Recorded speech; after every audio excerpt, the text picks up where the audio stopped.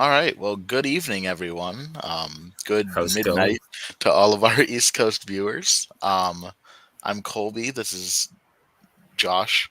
Um, and we're going to be doing a recap of all 169 movies that I managed to cram through in 2023. We're going to go from worst to best, and we're going to take a look at them. I'm going to talk about them a little tiny bit, and we're going to see how many of these we can get through before we have to call it a night and do a part two.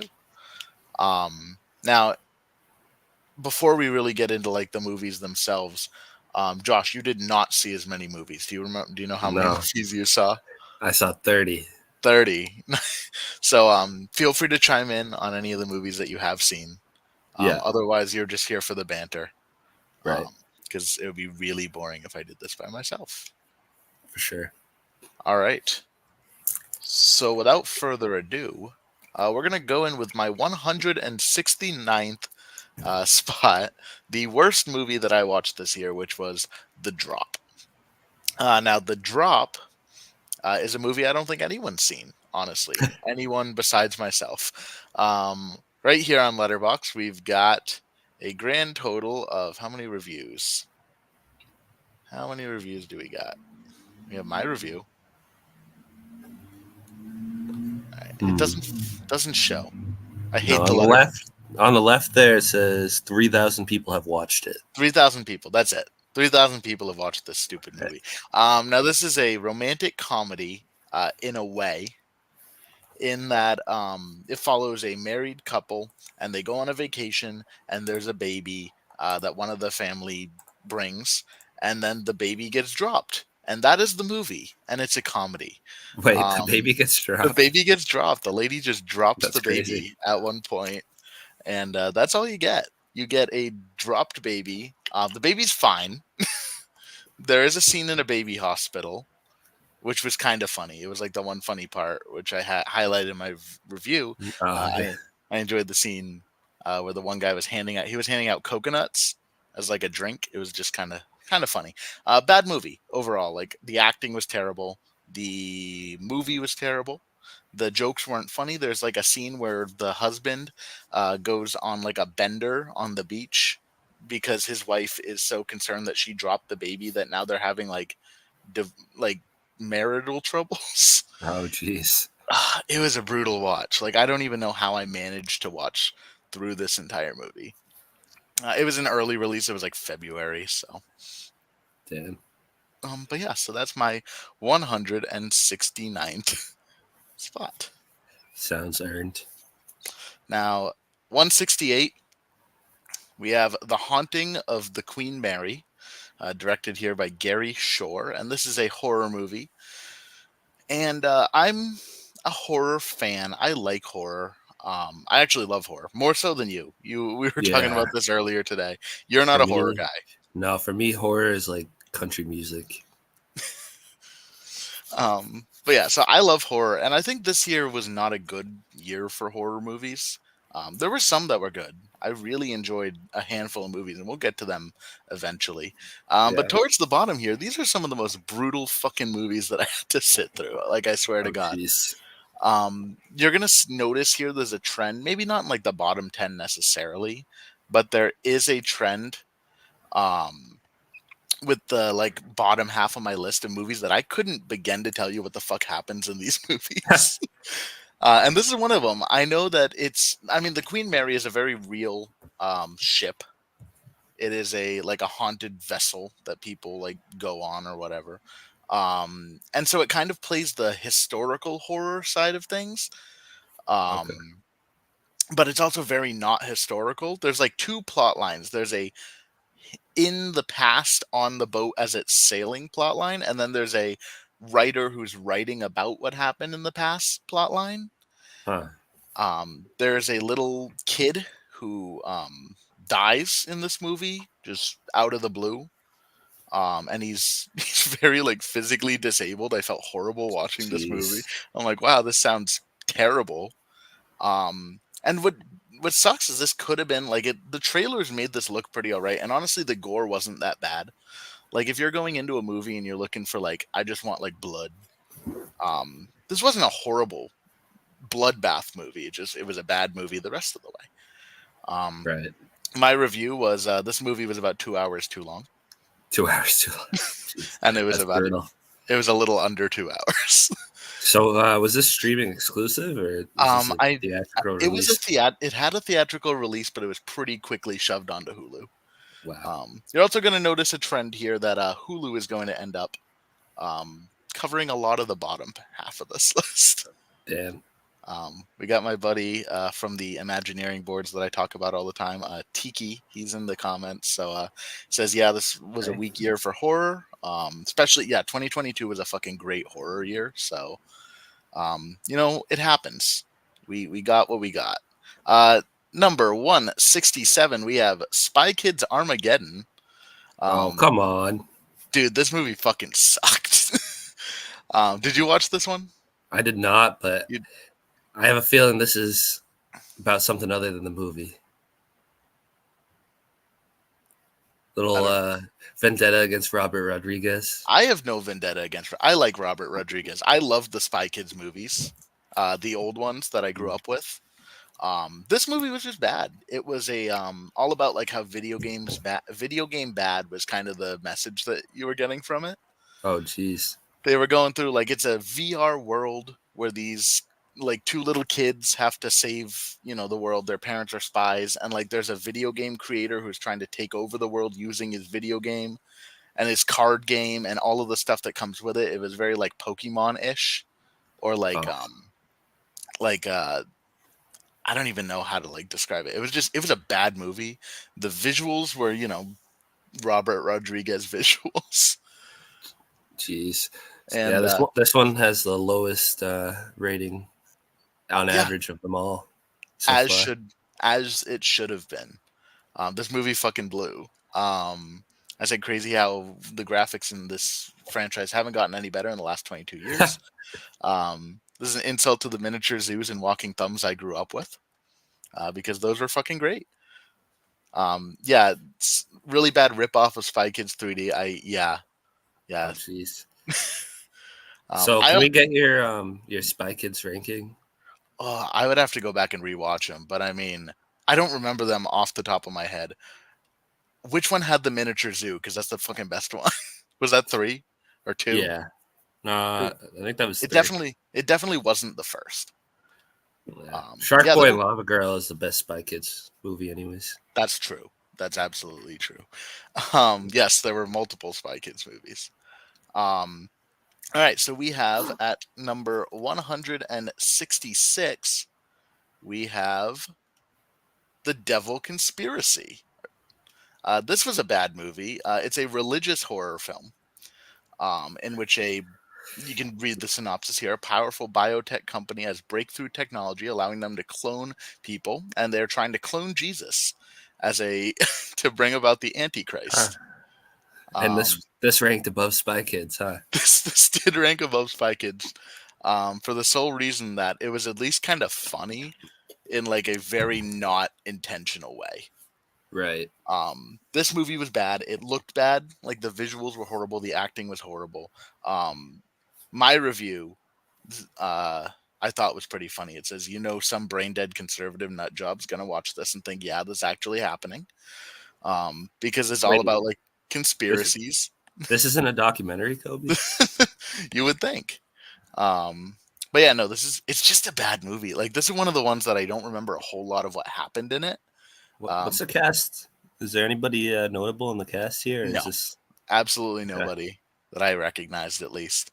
And again, this was another one that came to theaters. This was a January release, Oh wow. um, and then it got shoved to Hulu pretty quickly.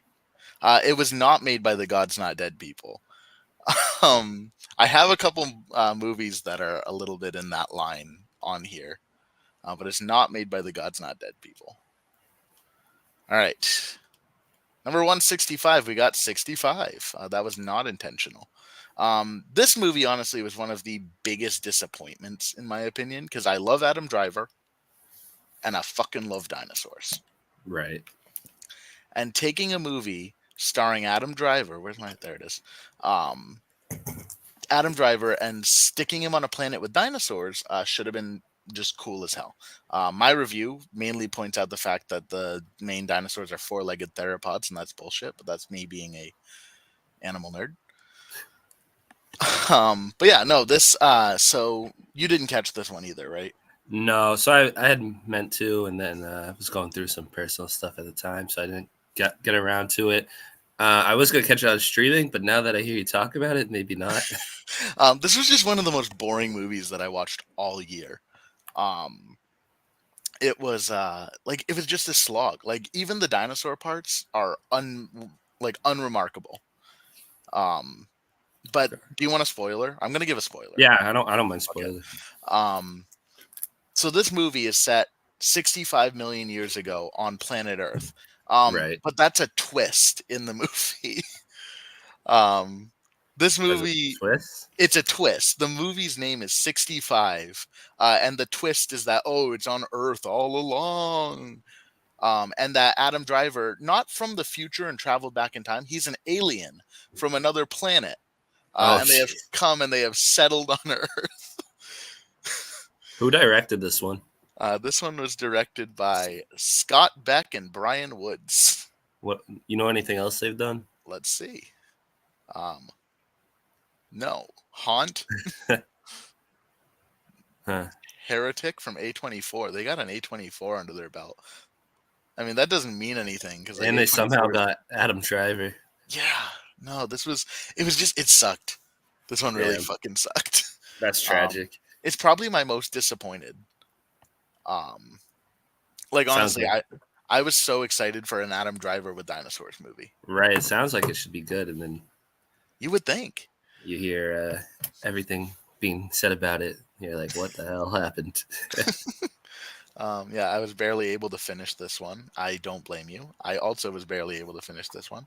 And yes, the planet Adam Driver is from is just a generic lake. Like it just looks like a lake on Earth. Oh wow. Was it marketed as the? It was marketed from the Oh producers of A jeez. Quiet Place, which is a much better movie. Right.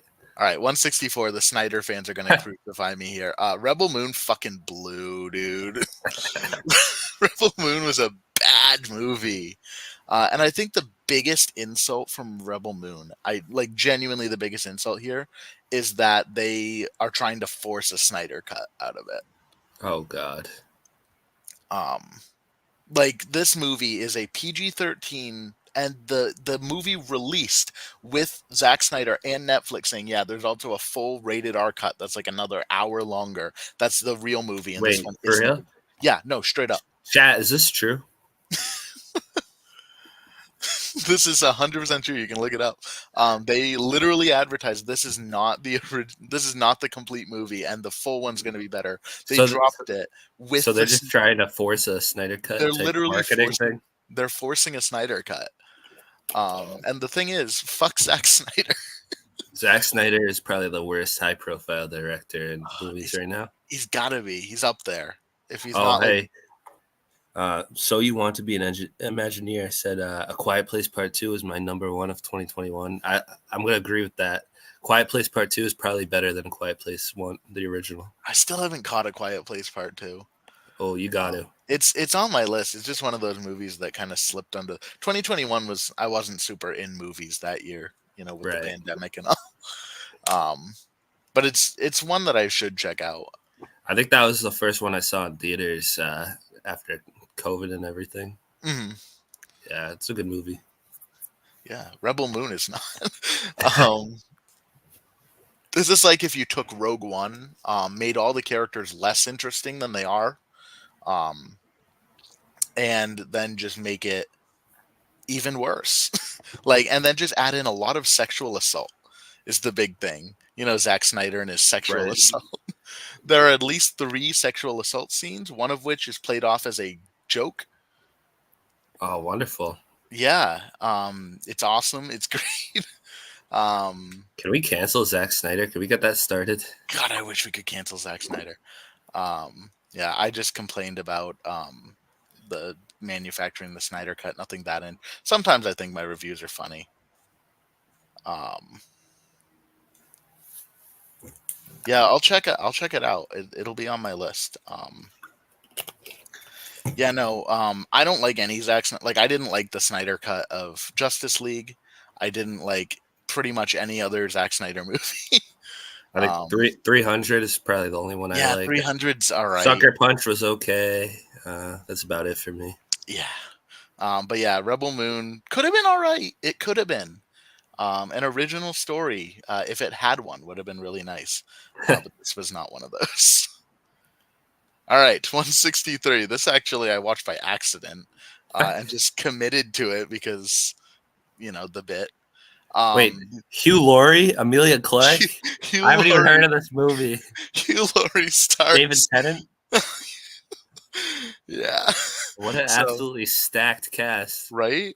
The Amazing Maurice falls in at my 163rd place, or if we're counting it as like my bottom 10, this is number 8, or no, 7 of my bottom 10, my 10 worst. So Wow. this is the 7th worst film I've watched all year.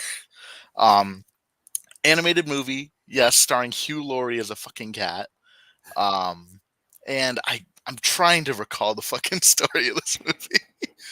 Um, this one was, I know it was about rats. It was kind of like a Pied Piper thing, and they were like swindling the villagers to get rats, like to Oh, bring okay. the rats with them or some bullshit. See, Very, I was yeah, a go little worried when I saw that tagline, "A furry tale about me."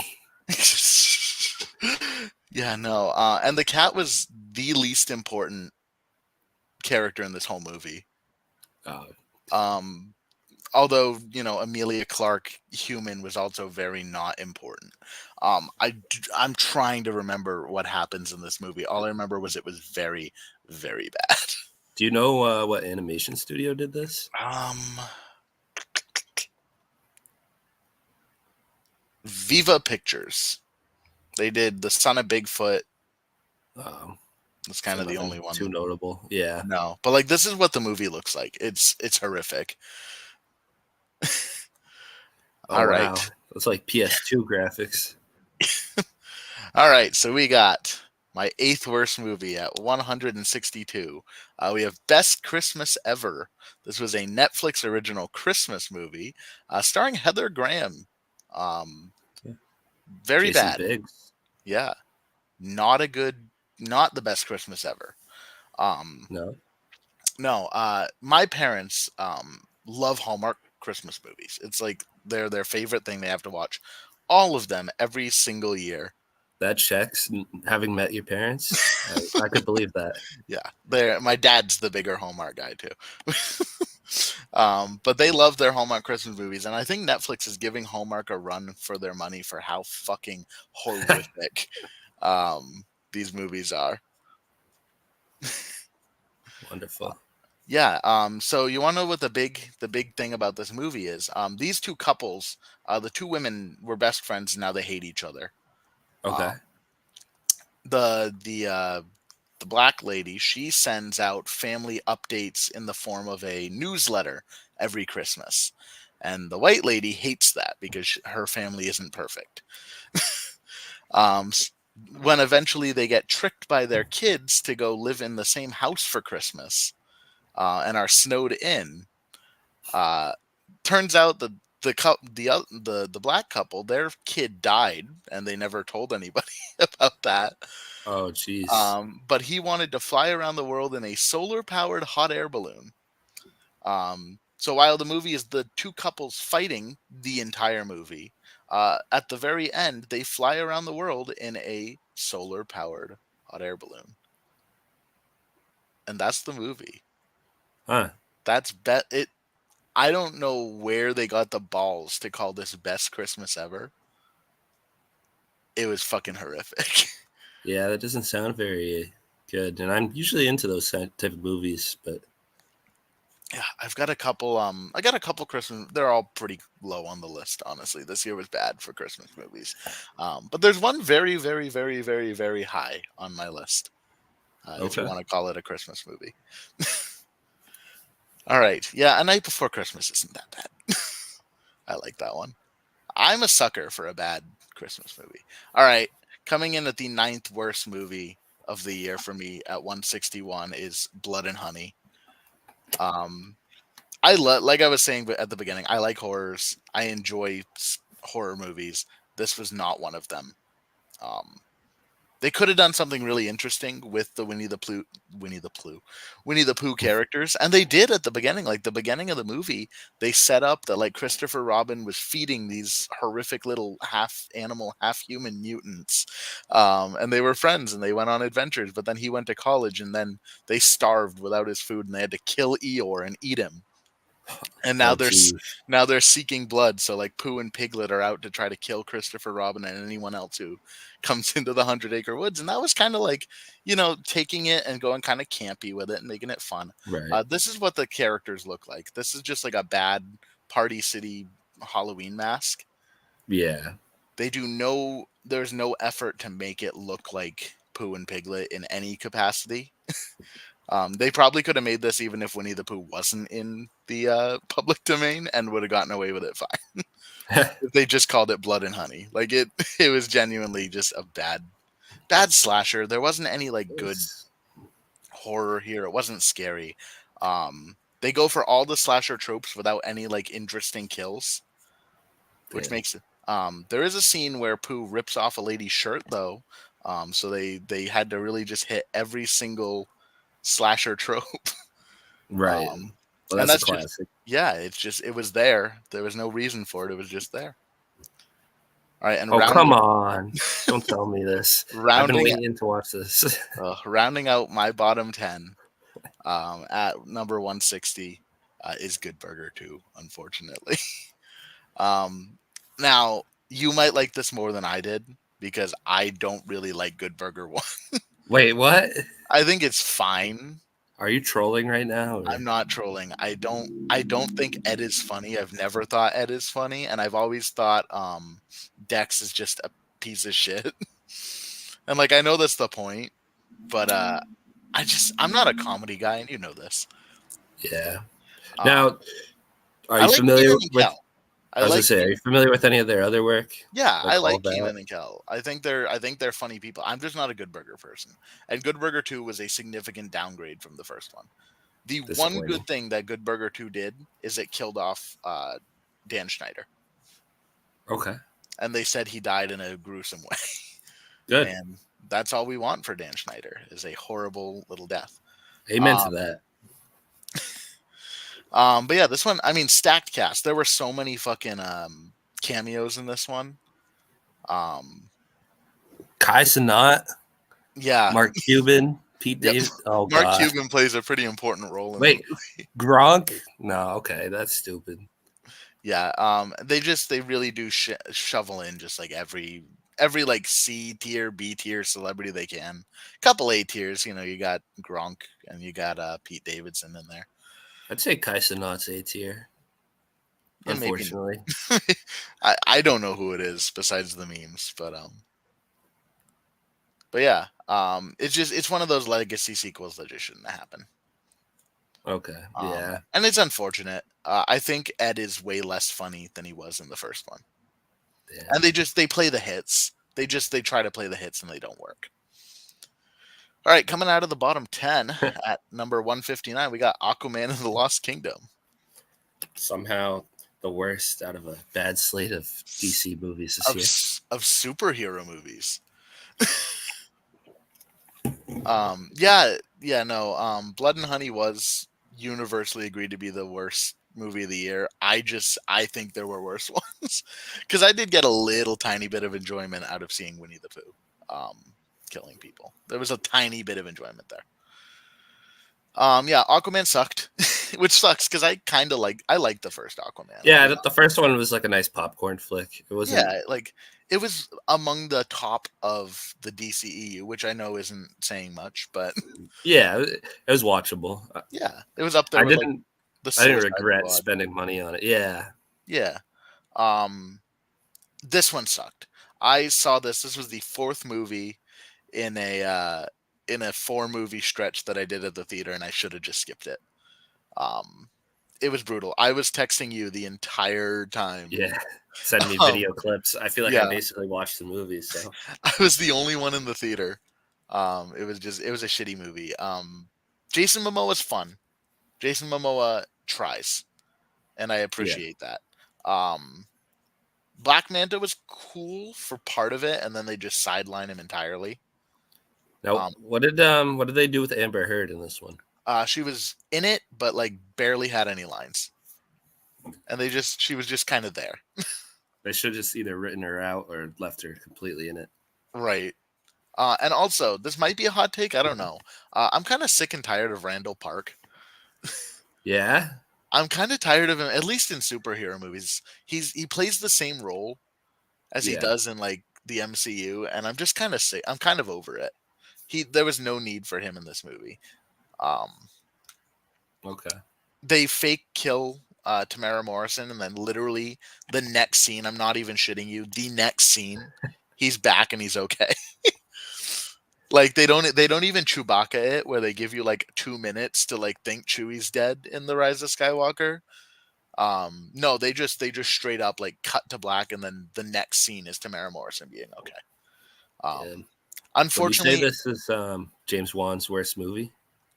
yeah, I would probably say it's James. There was one scene in the entire movie that felt like James Wan directed it, and it was the scene that the poster I picked here is Yeah. based off of, and it's Black Manta coming out of the mist, and it's actually really kind of terrifying. Okay. Um, I want to see James Wan just return to Saw and make more Saw movies, to be honest. Same. But we'll get to Saw maybe in the next part. I don't know. All right, here it is. Here it is. Sitting in at my number 158th movie, the most controversial movie of the year, probably. Up there. Um, yeah, it's Sound of Freedom. I went into this knowing that I was probably not going to enjoy this movie because I'm not agreeing with any of these people politically, but also hot take here. Child sex trafficking's bad. You know, it's a Wait, bad that's a thing, hot take. and yeah, maybe I don't know. But this was it was a bad movie. It was a very the acting was bad. Now Jim See, Caviezel is a bad actor. I got to be honest.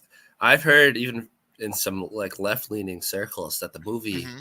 actually wasn't that bad, other than like the message and the stuff behind it. But I heard that like part of the reason it was popular is actually a good movie, just wrapped So in the QAnon bullshit. so here's my take on it. Visually, it was a good movie. If I were Okay. to rank this entirely based off like cinematography, it would probably be in the top half of my list. Now keep in mind it's I saw 100 almost 170 movies, so where in the top half it would be. But cinematography Right. wise, it's actually really good. Like it's filmed very well. It's very pretty. Um, the issue with it is the acting, and the fact that this I don't know. Maybe you'll disagree with me here. Um, they turn child sex trafficking into a drug cartel thing, like just the cartel in Colombia does it. And so they're going off and they're taking this one camp down, and then they're stopping child trafficking. And that's just not how that works, like at No. all. So yeah, I think all of the discourse behind it aside, I just don't think it was a very good movie. Um, what did I say about it? I out of morbid curiosity, I watched it. I left a pretty big review from it for this one. Oh, geez. Yeah. You had a lot to Um, say. yeah, it's just like again, visually, it's weird. It's good. Um, Oh, it didn't have the Mexico filter on the whole time? it didn't have the Mexico filter on the That whole is a time. surprise. I would have I was expected that. I was shocked that it didn't have the Mexico filter on the like we're in a year where Saw X gave us the fucking Mexico filter the entire time. I was shocked that the Sound of Freedom didn't. But yeah, it's just kind of a grifter movie. It's Yeah. fine. I probably after this video will not think about this movie ever again. I think the the stuff like the discussions around it is probably the worst part of the movie. It's just not a very memorable or good movie, and that's kind of where I'm gonna leave it. All right. This one was in my bottom 10 for a long while. This is Wow. a Paramount Plus original. It's a prequel to the new Pet Cemetery movie. And I love Stephen King. We're both from Maine. We're Maine boys. Um, King Yep. is a Mainer himself. The goat. Um, But unfortunately, Stephen King doesn't always get very good movie adaptations. No, um, I'd say he has more bad movie adaptations than good ones. Even though he has a few of some like the great, obviously yeah, Shawshank's like one of the greatest movies ever made. But right. I mean, Shawshank, The Shining, for every Carrie, Shawshank type adaptation, you have Zoo. yeah. But Pet Cemetery Bloodlines was just boring. It is honestly the worst part of it. They try to go into like how the pet cemetery was formed in a way, but like they also don't do that at all. Okay, Um, there's one undead person that comes back, and that's it. Um, it's not a good movie. I'm wondering who like the target audience was for this movie. Like I don't know who because they just who needed a prequel to Pet Cemetery? they just straight up dropped it on Paramount Plus. Yeah, Like, that's a little no, weird. it was Lindsay Addison Beers. It was her first ever directorial debut. And visually, again, kind of like Sound of Freedom, visually this movie was good. Um, it's just in the plot and the story and the characters and everything else, it sucked. Yeah, it doesn't even sound like anything I would be interested Oh, in seeing. you would not care about this movie at all. Yeah. um, all right, here we go. We got at number 156, The Subtle Art of Not Giving a Fuck. Okay. This was not a movie at all. This was a TED Talk with visuals. Really? Um, you ever heard of The Subtle Art of Not Giving a Fuck? The book. No. So it's like a self help book, kind of in a way. My sister loved it. Um, so this was literally just him basically reading the book, and they put on like clip art footage, like stock footage of like dolphins and shit. It was really fucking stupid. And then just the big thing is I disagreed with a lot of his philosophies of like just don't give a shit about anything. I just felt Right. that was a bad message, so I didn't get anything out of the message either. Just go watch a TED Talk, you know. Yeah. Go watch the one from like the Columbine shooter's mom. That one's a worse That, TED Talk, but it's at least yeah. That's one of the TED Talks of all time. you can watch that one and be like, "What the fuck? Who let her have this TED Talk?" And it's at least a more interesting discourse than this fucking movie was. Oh, you know what's one of the TED Talks of all time? Was The that? one it's I think they're like from Iceland or some or maybe one of the Scandinavian countries. It's the rapist and the girl he raped, Oh like both on. yeah, Yeah, you know the one I'm talking about. yeah, That was a painful watch. yeah. Sometimes I don't know where they get the TED Talks from. All right, Candy Cane Lane. Um, this one falls in at 155. Again, it's just streaming Christmas shit. That's all it is. It's Eddie Murphy My being mom Eddie liked this one. Murphy. Who did? My mom, she told me I should watch it. Oh, did she? I'm Yeah, telling you, you shouldn't. I'll um, probably take your word for it. Eddie Murphy had two movies that I saw this year, and both of them were very bad, uh, which That sounds sucks like because like Eddie Murphy Eddie, in 2023. yeah, Eddie Murphy's always been funny, but he's not in this at all. This one starts off like kind of a regular Christmas movie. It's like, oh, they got to decorate the house for Christmas, and whoever has the biggest house or the best house wins the Christmas party or whatever. Where it gets weird is they have to go visit a Christmas store in order to get better Christmas decorations. That's run by a runaway elf from Santa's North Pole workshop. Okay. And she curses you if you don't complete the finding the 12 days of Christmas shit that's going on. That's going to appear and it's going to start taking over the world. She turns you into a little tiny toy. That's still a person, but like she keeps you, and it felt very roll doll in the worst way possible. Yeah, that Um, sounds like so that. most of the movies, Eddie Murphy and friends chasing birds because they got to get the 5 golden rings. But at the very end of the movie, you don't have to get the 5 golden rings. You have to get however many you get throughout the course of the song, and it's a big trick. Haha. So she turns Eddie Murphy into a little toy, and then Santa comes and saves the day. And it's stupid and it's bad. And this could have been like just a fun, like, not Christmas Vacation, but kind of in that vein of like just a family Christmas movie. Um, Yeah. but yeah, it was just not a good Christmas movie. My review I thought was pretty special. The bar for Christmas movies on streaming is in hell. But yeah, so Christmas, uh, Candy Cane Lane. That I'll have to is, pass on this one, I guess. yeah. It's Um, disappointing because a couple years ago we had a really good streaming Christmas movie we kind of did, chain with A Christmas Story, 8-Bit Christmas, and a couple other ones. yeah. I'm still partial to, I think 2019 when Klaus came out, Klaus is, yeah, I mean that's an all timer. and like the Christmas Chronicles, the first one, the good one. Um, all right, we got Teen Wolf the movie, and I'm not going to talk about this very much. I watched this movie because I thought it was a remake of the Michael J. Fox Teen Wolf movie. I did not know that it was a film's final finale of the Teen Wolf CW show. So, yeah, it was bad. If you're a fan of the show, maybe they liked it. I don't know, but yeah, Michael J. Fox probably hates this movie.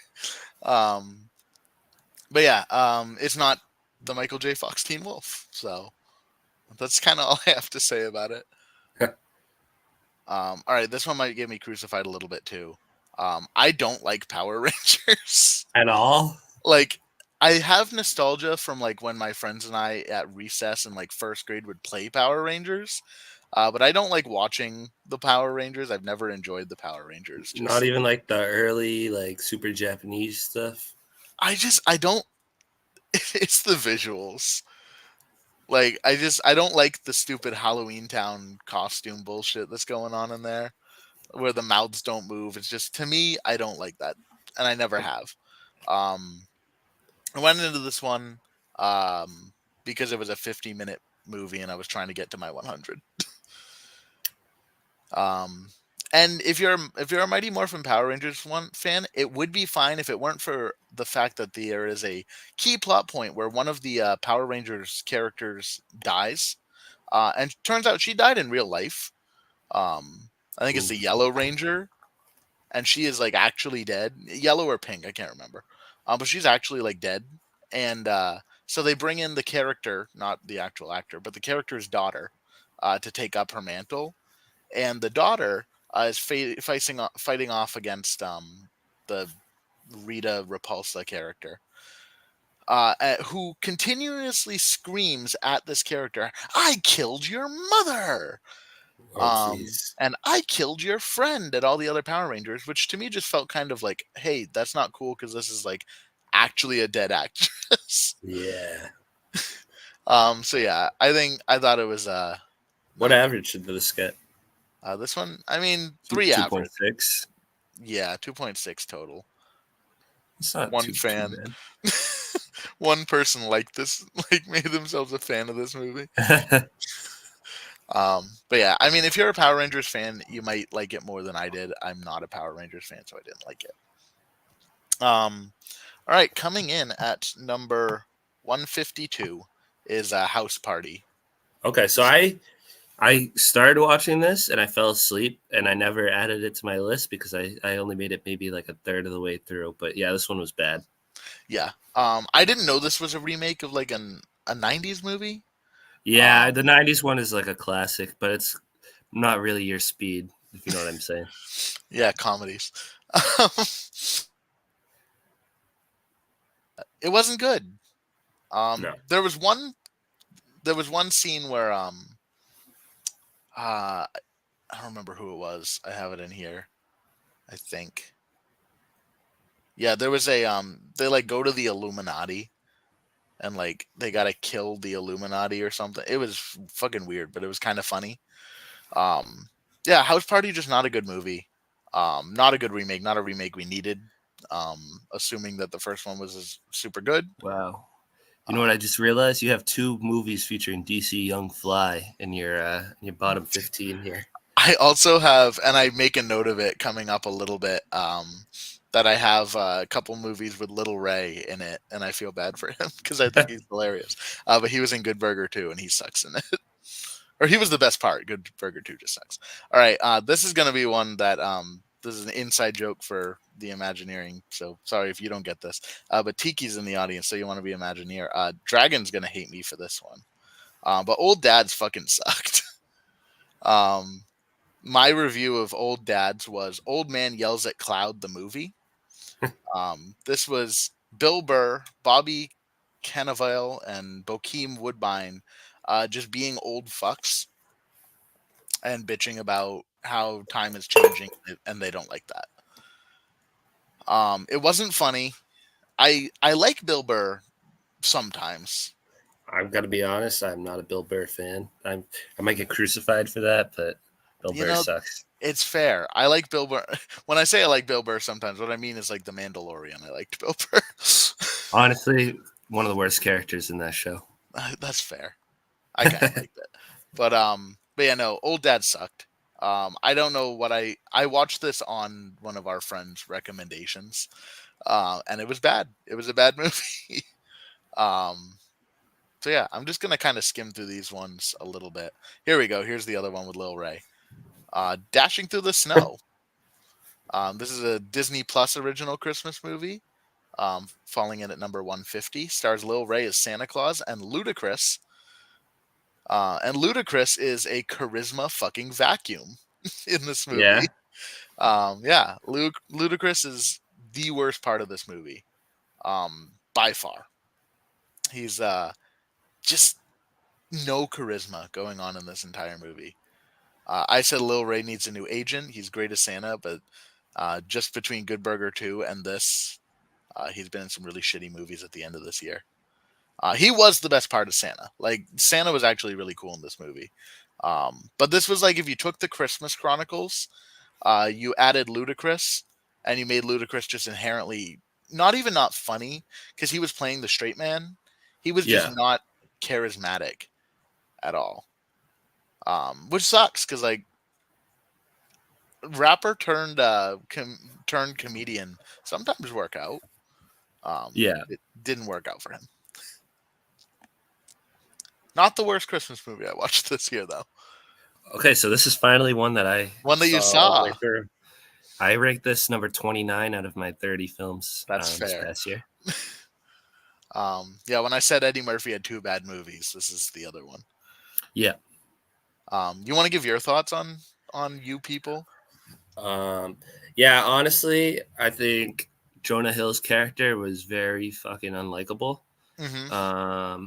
I thought Eddie Murphy's character was very unlikable, and it wasn't in like a let's grow to like either character way. It's just like they're both pieces of shit, both very fucking racist to each Mm-hmm. other. But also, I didn't like how it tried to kind of make I don't know the Jewish and Black experiences in America the same exact thing, but also then tried to minimize each one for the other at different points.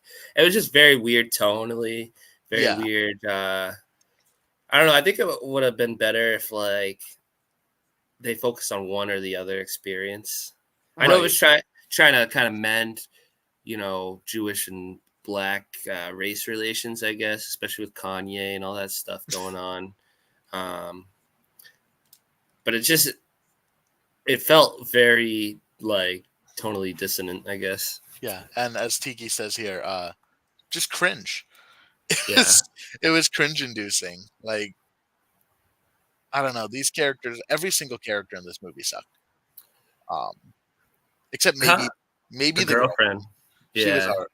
But like everybody else sucked in this movie. The characters are unlikable. The jokes aren't funny. I think they were trying to critique PC-ness while they were at it, and they didn't do a good job at that. Um, Yeah. but they also didn't do a good job at like the racist humor either. No. So No. like I don't know who the target audience was for it, but judging by the 2.2 average, I don't think it hit with them either.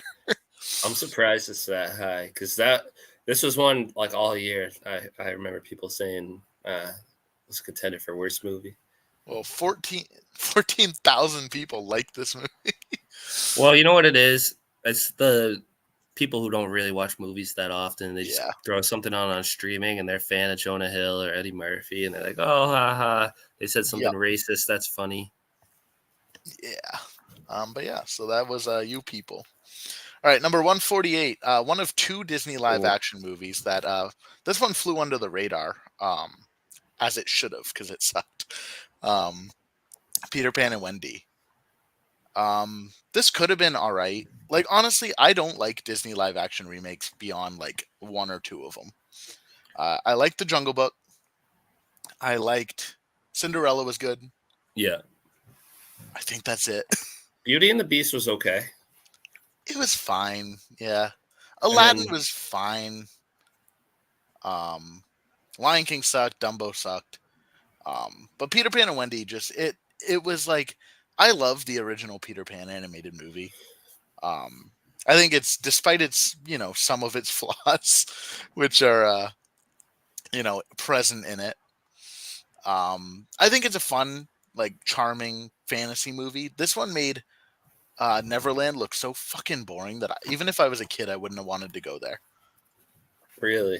Yeah, I mean, I don't think it's the worst Peter Pan movie. I still think Pan from like 2015, where they're singing Oh, fucking "Smells Like Teen Spirit," is the worst Peter Pan movie. yeah. That's hard to top. But like this one, it was very forgettable. It wasn't a movie that I ever care to watch again. I said it's the weirdest installment of Pirates of the Caribbean ever, because it spends a lot of time on a pirate ship. The one good thing was Jude Law as Hook. I thought he was all right. Okay. So is this Um, as soulless as the other live action remakes have been? Like, this Honestly, felt like it had no atmosphere, no. yeah, it was. Yeah. I think it might be one of the worst ones because at least It's some of the sad. others tried. This one didn't even try. Yikes. They knew this was going straight to Disney Plus. This is like the Lady and the Tramp one that Disney Plus dropped with. It's like just a movie nobody cares about and probably nobody watched. All right, 147. We have Praise This, which is basically if the studio who did God's Not Dead did Pitch Perfect. I watched this one out of I put a random number generator, and this one showed up, so that's why I watched it. I'm, as you know, and probably a lot of other people on the boards know, I am not a religious person. I don't really care for religious movies. They can be good, right? Back in like the 50s. Or like Mel Gibson's classic Passion of the Christ. um, but like when you try to take a movie and make it religious while also trying to copy, Pitch Perfect, Yeah. which is an iconic movie that I adore. Um, you can't have that, and this just it wasn't a good movie. Um, Again, 2.9, so like people liked it enough, and I guess if you're like into the religious praise movies, it's fine. Yeah. One, but like I don't know, just I have nothing to say about this. I didn't want to put in like the bottom of the list, but it's not a movie I enjoyed, but it's also not a Fair movie enough. made for me. Speaking of movies that I didn't enjoy, Jung E or Junj E, I don't know how to pronounce it. It's by the guy. Have you ever seen fuck, what's the movie? Train to Busan. Yeah. This is by the director of Train to Busan, Oh, really? And it's which is this low on your list? yeah, Train to Busan is one of my, if not my favorite, um, foreign horror film ever. Right, like it's up there in like my top three. Train to Busan's probably my favorite zombie movie of all time, unless like Evil Dead counts, but that's not really zombies. Um, Jung E was the most boring um, sci-fi horror ever. Wow. It was like taking Terminator and AI, artificial intelligence, and Chappie, and putting them into like Hey, Chappie's a little bit underrated. It's not as bad as you might remember. I gave it a rewatch last year. I haven't rewatched Chappie since it came out, so I'd maybe say I'm it's like a 5 out of 10. maybe I'm shitting on Chappie a little too much. A little Um, bit. but yeah, I mean, it was. I went into this because it was the guy who directed Train to Busan, and Okay. I came out of it not enjoying it. I also don't love sci-fi horror, like AI, post-apocalyptic future. robot horror. That's just not my thing. Um, Other than Blade Runner, Blade Runner is a masterpiece, and Blade What Runner about 2049. what about iRobot? iRobot's fine, I guess. Not a huge iRobot guy. I'm not a big sci-fi robot movie person to begin with. Like even Terminator, like I love T2 because it's a great movie. The first Terminator is just kind of fine for me. RoboCop, I've never been a RoboCop guy. It's just I don't like that atmosphere, so it's harder to get me on board with those movies. Fair Um, enough. Here it is. There we go. There it is. So this was Falling, my. Oh, I'm sorry. You yeah, go falling first. at 145 for me. Where did it fall for you? 30 out of 30. Ooh, your This is worst. amongst the worst movies I've ever watched, and I fell asleep 3 different nights in a row before I finally finished this. Yeah, this was a fucking. It was a bad movie. It wasn't as bad as Aquaman, for the sole reason that it had Michael Keaton in it, and I think Michael Keaton was fine. I think Michael Keaton's a great Batman in the Michael Keaton Batman movies. Absolutely. I think Michael Keaton was a fine Batman in this movie. Yeah. Um, Better than Batfleck, Better than Batfleck, absolutely better than Batfleck. I mean, which I hate to say because you know I'm a big Ben Affleck stan, but yes, I love Ben Affleck, just not as Batman. Um, agreed. but yeah, just it wasn't a good movie. Um, No, it was not at all. It was all over the place. It's supposed to be setting up this whole reset reboot for DCU, but mhm. it so so hard to follow the logic behind a lot of the different things going on, how the time travel works. It was awful. There was, and then that freaking CGI baby. Oh, the CGI in general. Oh, I know it's so bad for such a high budget movie. Fucking And then Supergirl CG suit looked horrid the entire movie. yeah, I think the worst crime that the Flash committed though was all the buzz about it being one of the best best superhero movies ever right. before it They had came that out. huge press run where like all these high profile actors and directors came out and were like, "This is the best superhero movie." You know, nothing like it, and it was just so bad. Yeah, so the Flash, not a good movie. Thank God the DCU's dead. All right, coming in at number 144, we have Die Hard, which was actually, tell me if you remember. You remember the pandemic days? You remember being in lockdown, and do you remember Quibi? Oh, I do This barely. this was a Quibi original. It was It was a short series that was packaged together and re-edited into a movie, starring Kevin Hart, John Travolta, and Natalie Emmanuel from Game of Thrones. Um, Two of those actors I really enjoy, and then I also famously am not a Kevin Hart fan. yeah.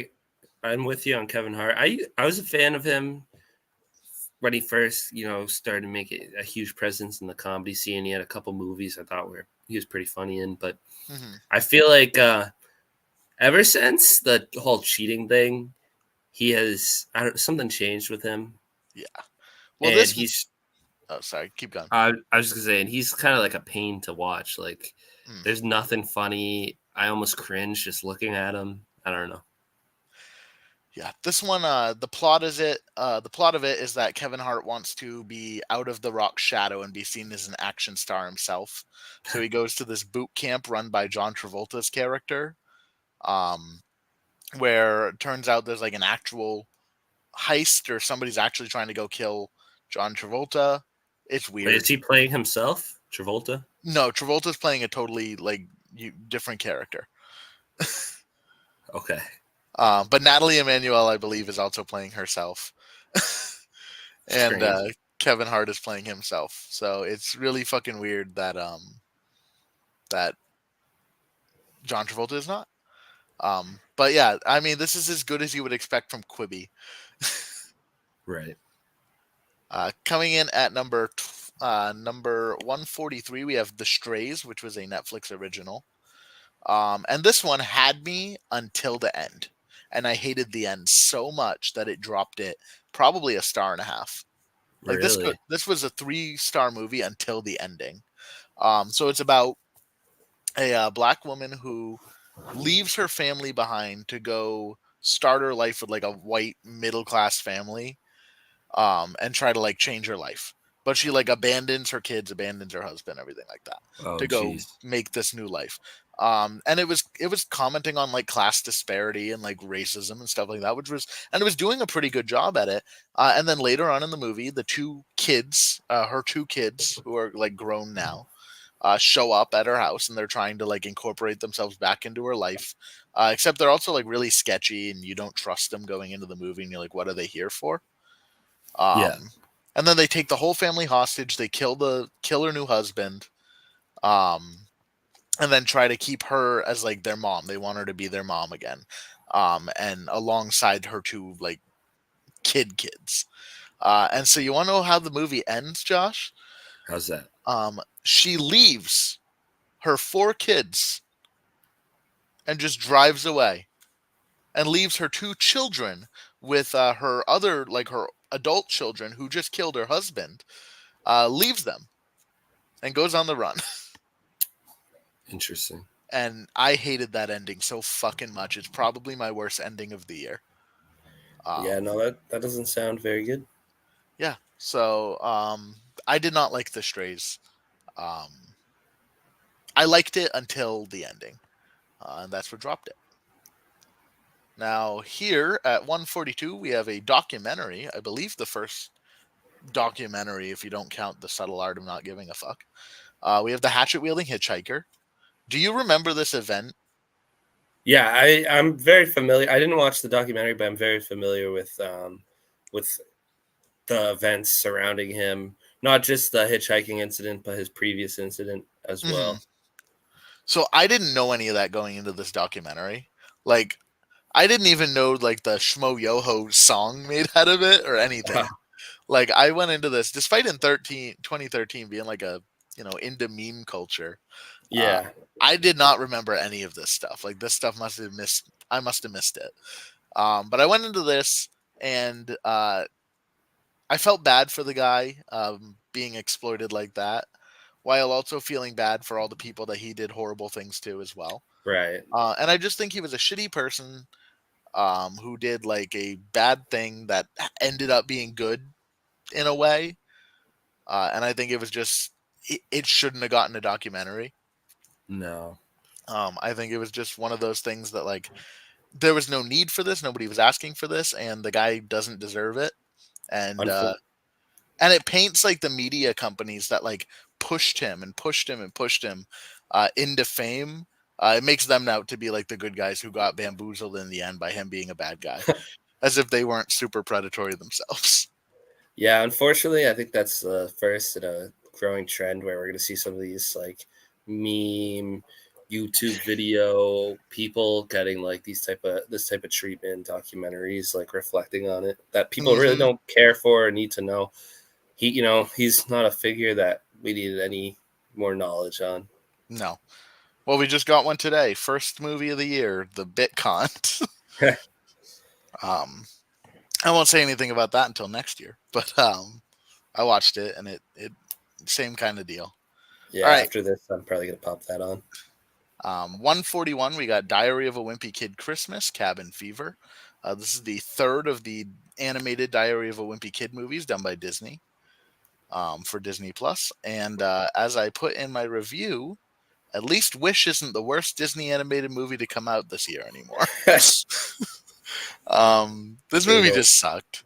The Diary of a Wimpy Kid movies, the live action ones, are masterpieces. Can I Um, be honest with you? This is a yeah. hot take, but I was never liked the Diary of a Wimpy Kid franchise. I've read a few of the books, I've seen the movies. Hmm. Never into it. I never got it. No, No. I like the first two like live action movies. Granted, I grew up with them, like I was nostalgic for it, but I like Roderick in the first two movies, I should say. um, but yeah, this movie just it was another streaming Christmas movie. It wasn't good. They make fun of Elf on a Shelf. Um, They get all snowed in and lose power, and Dad goes insane. It just sucked. It wasn't a good movie, and I would say skip it. Not that you were All right. planning to watch it. Yeah, no, not something on my radar. All right. Coming in at 140, we have The Outlaws. This one stars Adam Devine, who I fucking hate. Um, and his in-laws, Pierce Brosnan and Ellen Barkin, are criminals who rob banks, and he also works at a bank, and so they're gonna rob his bank. They do rob his bank, Seems and like then an interesting enough concept. it seemed all right. And I think the big issue is it's not funny at all. No, Mainly because Adam Devine is in it, and Adam Devine is not funny. no, not at all. Like I said earlier, I love Pitch Perfect. He is the worst part of Pitch Perfect. And the fact they brought him back in Pitch Perfect 2, I never saw Pitch Perfect 3, but the fact they brought him back in the second one is disgusting. Um, but yeah, it's a Netflix. It's kind of like in the same vein as You People. It's a Netflix comedy where the comedy just isn't good. Yeah, And that's kind of all I have to say about it. Like these are kind of the movies where just they're whatevers. Another Netflix movie. We're kind of in the Netflix yearly schlot going on here. The Monkey King. This was an animated movie about the Monkey King, and okay, Monkey is the single worst protagonist in an animated movie all year. really? Yeah, he's just again kind of like Ludacris, just a charisma vacuum. He was annoying and not funny, not charming. You don't like him. You just kind of want to see him fail. Um, it just Too kind of bad. sucked. Yeah, and it just kind of sucked. Um, yeah, I said might be the most unlikable protagonist all year, which isn't true. It's the most unlikable animated protagonist. But yeah, again, not a lot to say about these ones. Kind of here towards the bottom. Um, at 138, we got The Boogeyman, another Stephen King adaptation that falls flat. This was an adaptation of a short story by Stephen King, and it should have stayed a short story. Okay, They stretched the story into trying to be like a Hereditary or trying to be like a Babadook, and it's nowhere near as good as a Hereditary or Babadook. okay, Um, it's a tragic death of their mother, a teenage girl, and her young sister are being haunted by this like this boogeyman. Um, the good part is there were some like genuine scares. The bad part is they showed off all of those good genuine scares in the trailer. Um, gotcha. yeah, yeah, the boogeyman was all right, but I agree the best scene was definitely the one directly adapted. Yeah, I mean, I don't think it's the worst. It's obviously not the worst horror movie. I have some other ones on the list down below it. I just found it boring, and I think the worst crime a horror movie can commit is being boring. I would Definitely, rather I would rather see a dumb, shitty horror movie than a boring horror movie. I'd agree Um, with that. Sophie As someone Thatcher, who, yeah, go ahead. as someone who doesn't like horror, that's definitely even even worse is when if there's no aspect, you know, to keep you thrilled, then what's even the point? Because that's kind of the only thing most horror, to me at least, you get out of it. I mean, obviously, the top tier horror, you get more out of it, but if you're not even Right. getting like the cheap adrenaline or none of that thrill, why even Yeah. watch it? And this one had a pretty stacked cast. They had Sophie Thatcher, Vivian Lyra Blair, who played young Princess Leia, and she was really good in this movie. Chris Messina, David Dasmalchian. So like a solid cast. It was one of those movies that I forgot pretty much immediately after watching.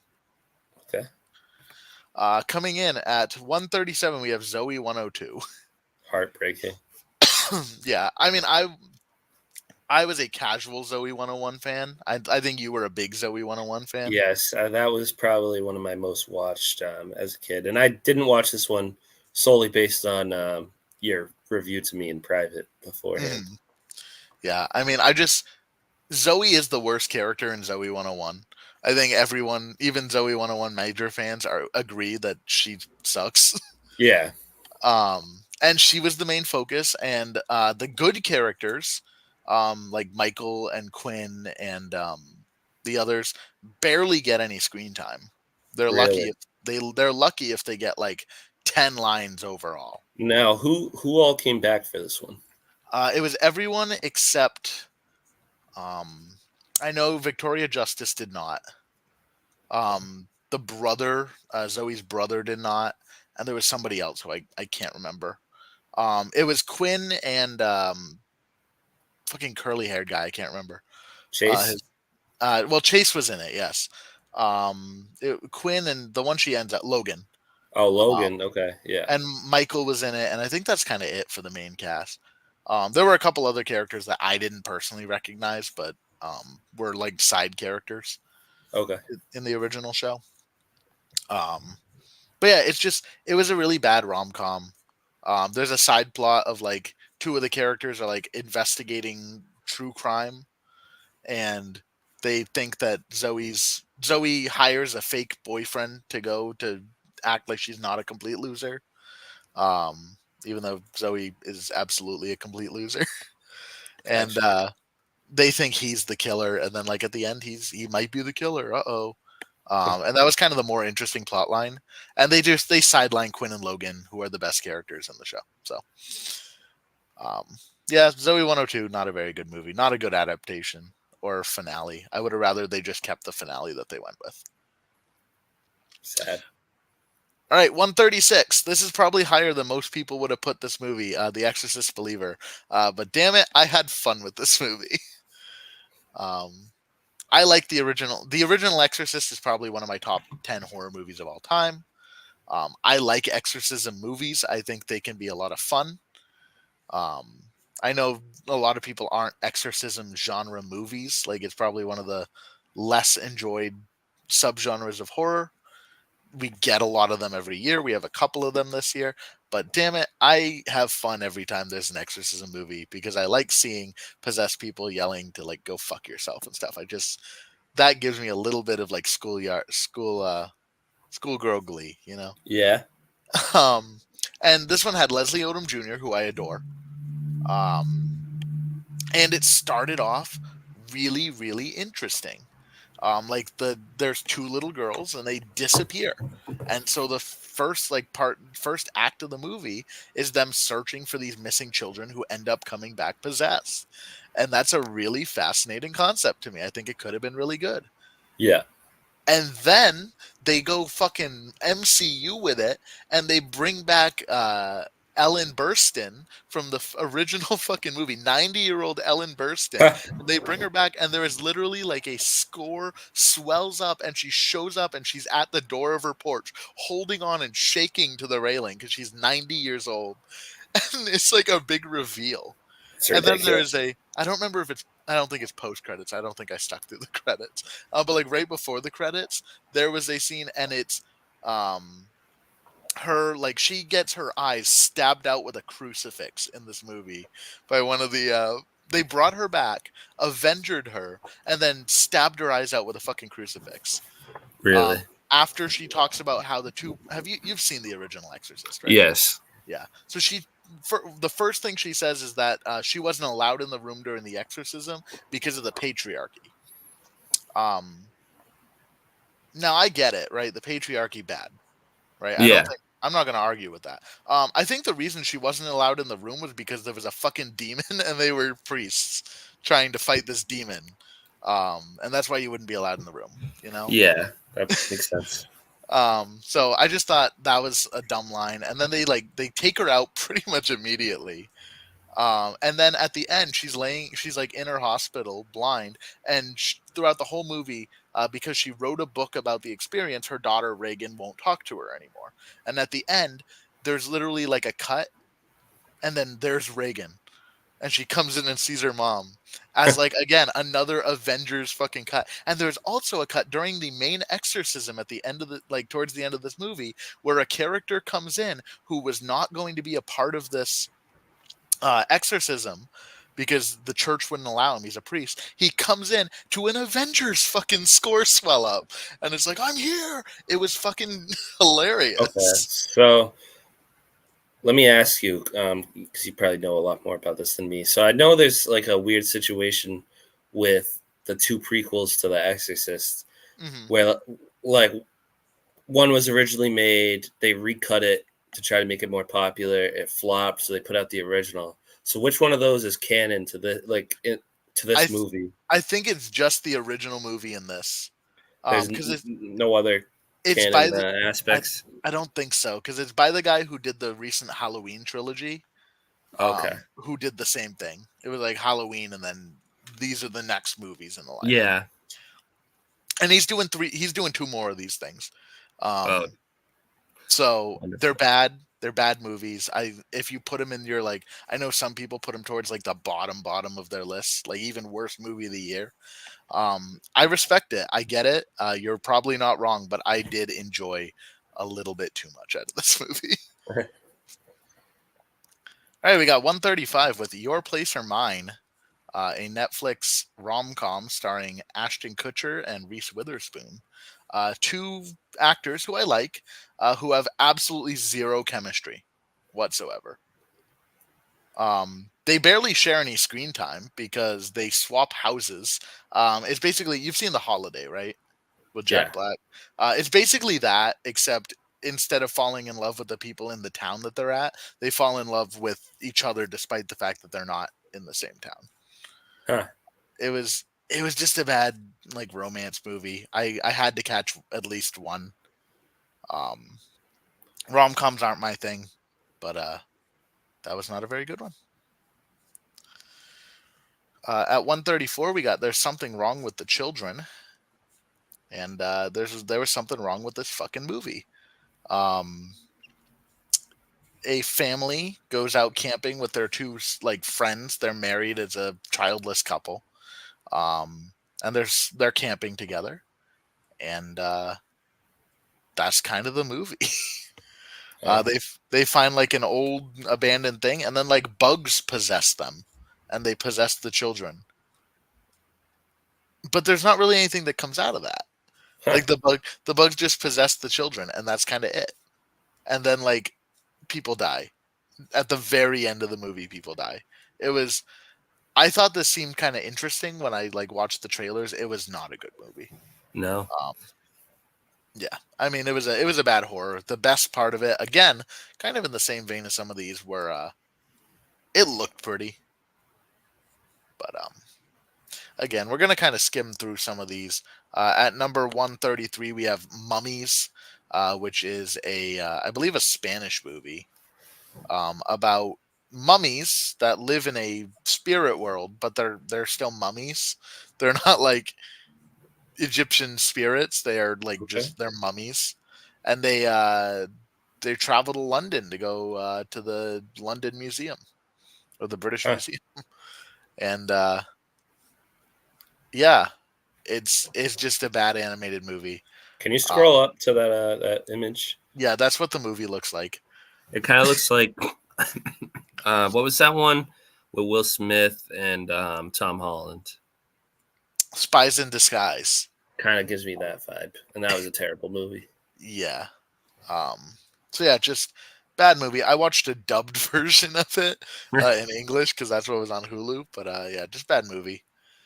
Sharper. This was an Apple TV Plus original, and I'm not gonna stick with much on it because even though Julianne Morse, Sebastian Stan, Justice Smith, John Lithgow, Holy crap! uh, like Carrie Flanagan, like, huge cast.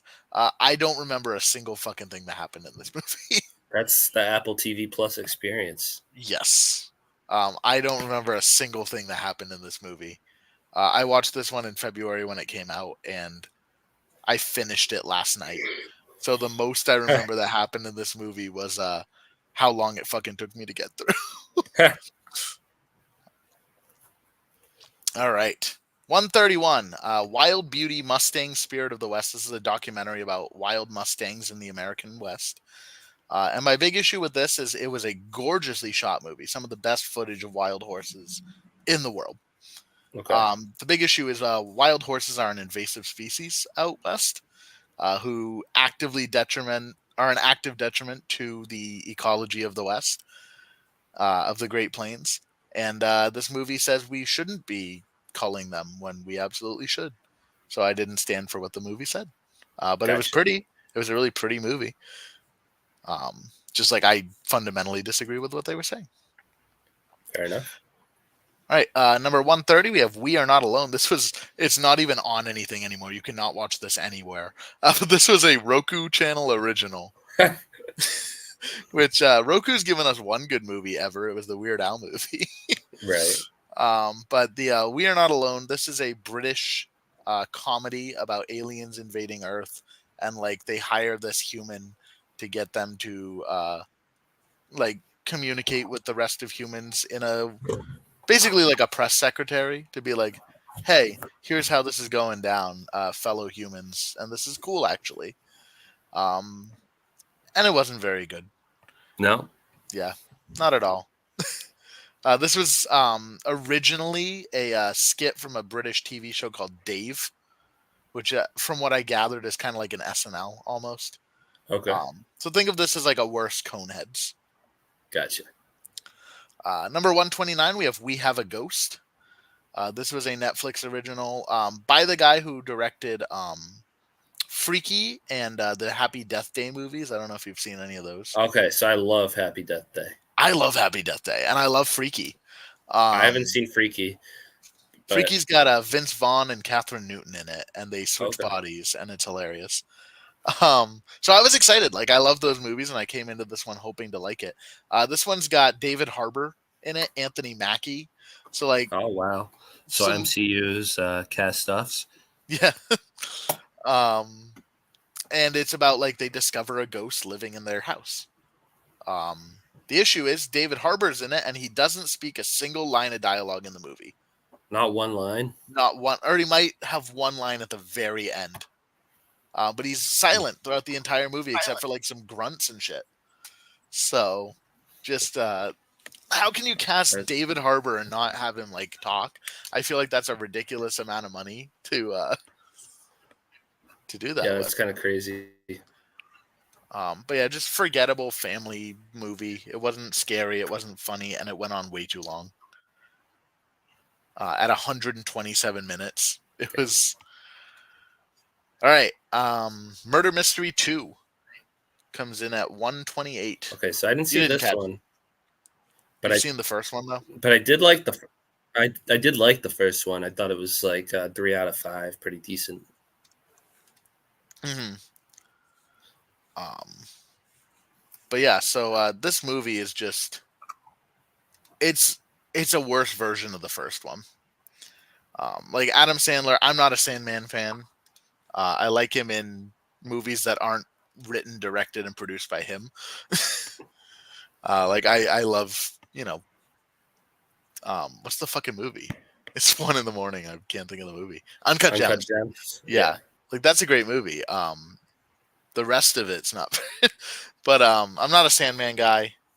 This Not movie even was, like Happy Gilmore. the early stuff is fine. Happy Gilmore. Fine. Those are like all-time classics, man. I like Happy Gilmore. I love The Wedding Singer. That's probably my favorite one. Wedding Singer is awesome. For I 51st Dates. That one's good. I don't like Billy Madison. No, I'm not huge on Billy Madison either. People always lump Billy Madison and they're like, Happy Gilmore, Billy Madison. You don't like Adam Sandler. I'm like, no, I don't like Billy Madison. Hey, that's what's up. Punch Drunk Love is amazing. That's a good one. Punch Drunk Love is good. Yeah, I like his stuff that aren't just like pure comedy. I also have a soft spot for the first Grown Ups. You need to check out Hustle, the one that came out 2 years ago now, 2022. That one is he does really well. It's the basketball one. Mm-hmm. Yeah, I mean, but this one just whatever. This one also had the exact same plot as a movie that's coming up on my list, so we'll talk about that when we get there. Like exact same plot. My review even highlights it. If I had a nickel for every 2023 direct-to-streaming film about a 50-something-year-old Jennifer who looks amazing for her age, attends a wedding in a tropical paradise with her bumbling husband, and the wedding gets crashed by murderers who are then revealed to be in league with the big business ex-fiance of one of the marrying parties, and ends the film in a climactic battle against a helicopter in which the bad guy gets chopped up by its blades, I'd have 2 nickels. Wow. exact same plot. It was fucking insane. But we'll talk about that one in a little bit. All right, 127. FNAF. Um, I'm not a gamer, as I think the world knows. I've never played Five Nights at Freddy's. As much as I love horror, I'm not a jump scare person, so it's never been on my list of things to hit. And I just thought this movie was boring. Um, the Yeah. animatronics look good. They were done by the Henson Company. Like they look good, they move well. But I don't know anything about this, so I was like, "Oh, we're gonna go in and see some jump scares and some animatronics kill people in like a PG-13 way." Blah blah blah. And instead, we get Josh Hutcherson fucking moping around about his missing brother for an entire movie, with barely any animatronic murder. Like literally, I think the animatronics spend more time laying down on the floor with a little girl than they do killing anyone. Jeez. So it was a disappointment for someone who's not a FNAF fan. Yeah, Um, I'm not one myself. I think never really appealed to me. yeah, I know there's like big fans out there who love this movie, so like good on them.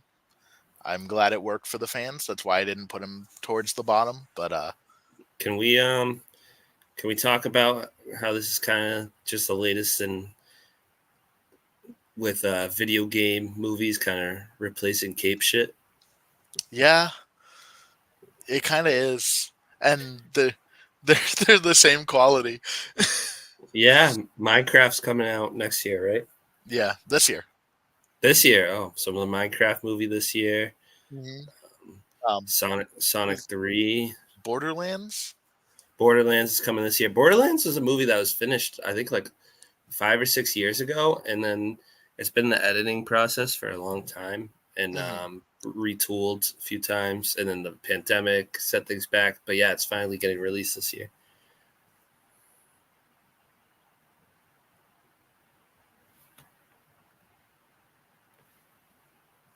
Kobe,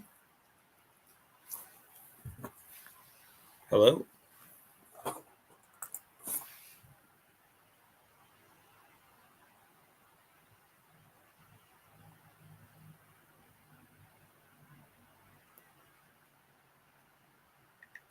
Sorry, I totally just Oh, welcome back.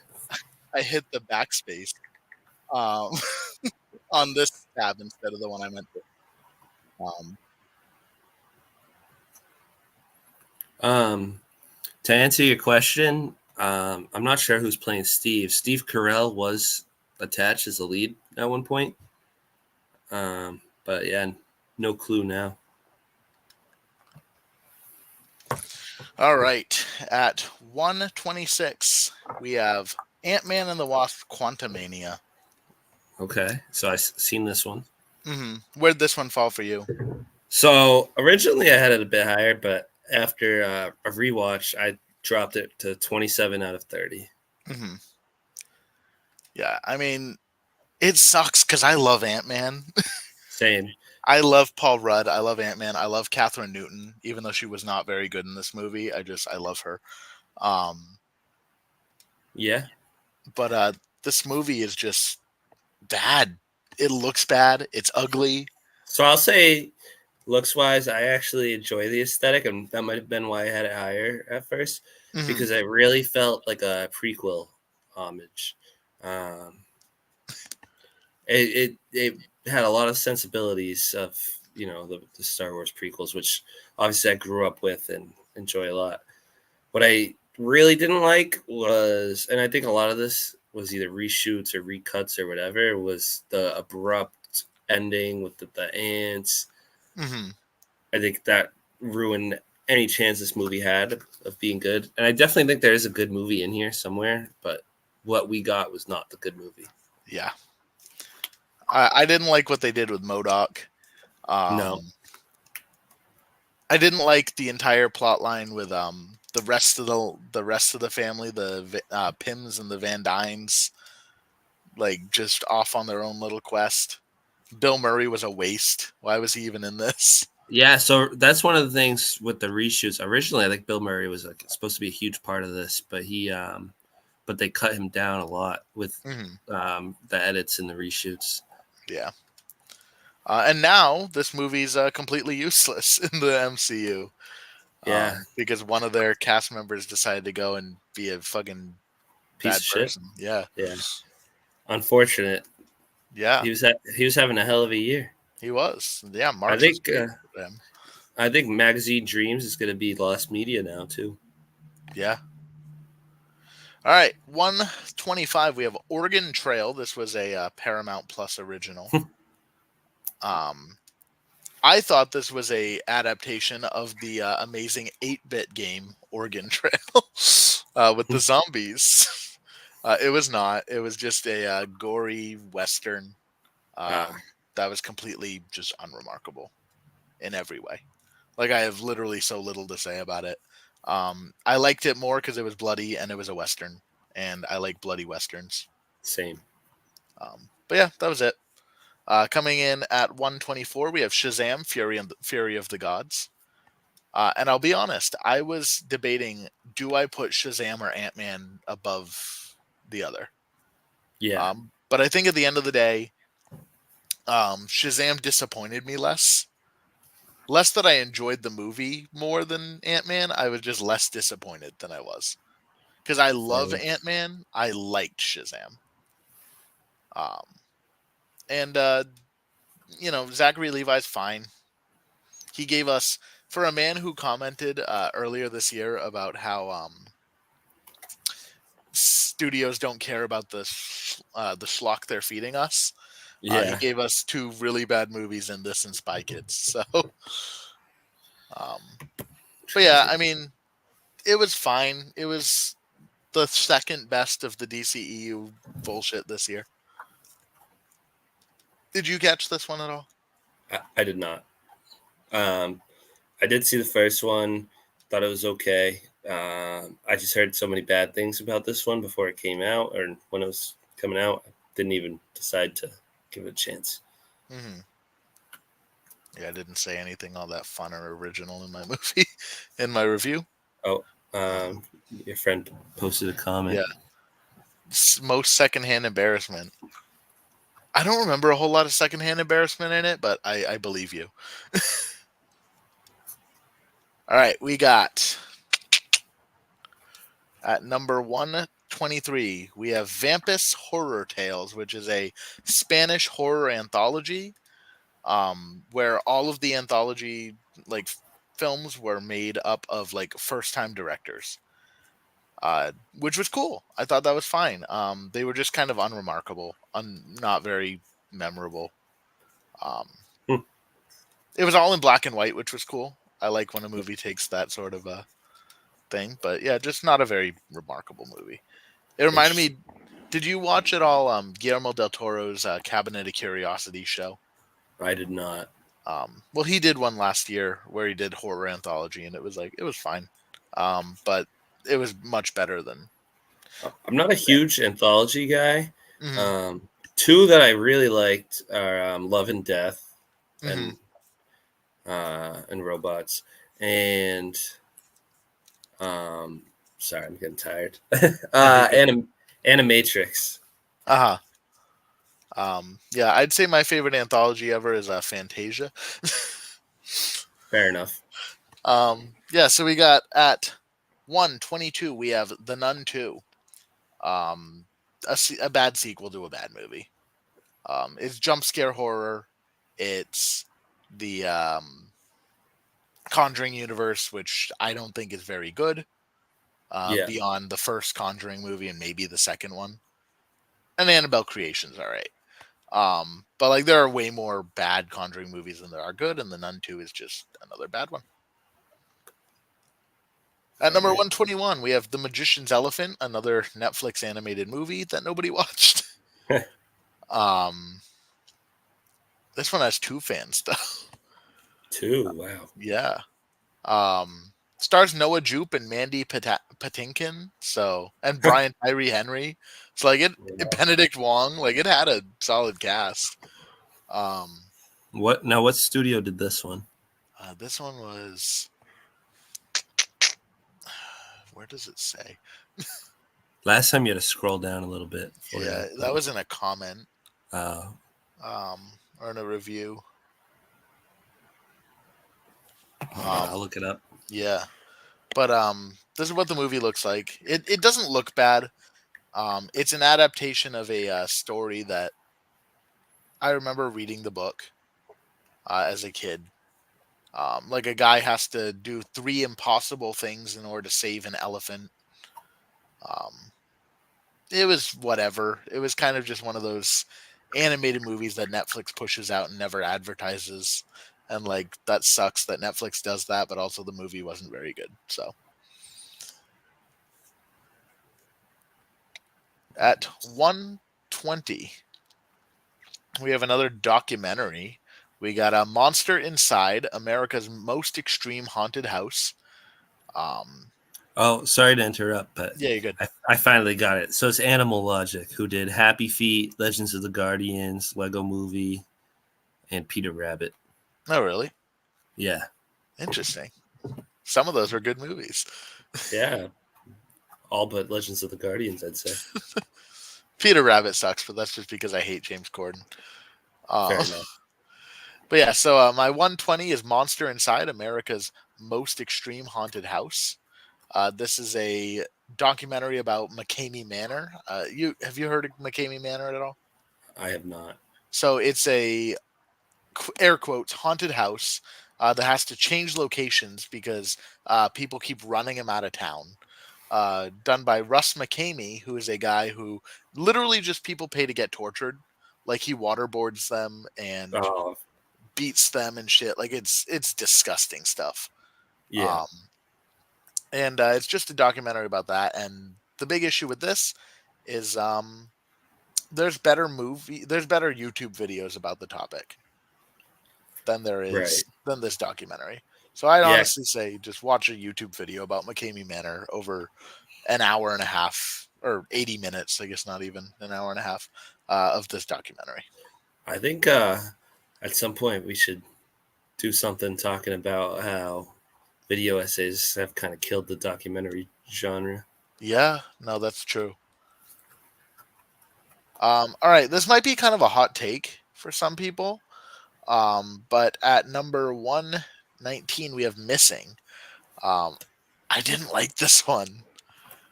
Um, Missing is kind of unique in that it's all set on like the girl's computer screen. So like Right. it's all like Skypes and video calls and stuff like that. And it's kind of an interesting topic a little bit. And the movie started off fine, if not a little boring. My big thing is it just like becomes weird at the end. Like just Yeah. it just becomes really weird. It goes off the rails. And I just didn't like it. Um it's Searching is better. It's kind of like a spin off of Searching. Okay. Um, but yeah, just not a great movie. Not one that I loved. Number 118, My Big Fat Greek Wedding 3. I watched this one because my mom wanted to watch this one. No Um, shocker there. yeah. My mom is about as basic white mom as you can get. I like the first My Big Fat Greek Wedding. I don't know if that's a hot take or not. I think No, the I don't first, think that's a hot take at all. I think it's a decent to good ish movie. yeah, and I think My Big Fat Greek Wedding 2 happened. And the third one did not need to. This is a reunion movie. It's barely a wedding movie. There is a wedding in it, but it's not for anyone in the family. Um, so what it really should have been called was My Big Fat Greek Reunion. That would have been a more interesting title too. Hmm. But they go to Greece, and it's just Greek people in Greece. Um, this reminded me of just like an Adam Sandler movie where they clearly just wanted to take a vacation. So they made a movie, and Classic. it's pretty. Like Greece is a gorgeous country, right? Like I get why they want to go there. Um, Yeah.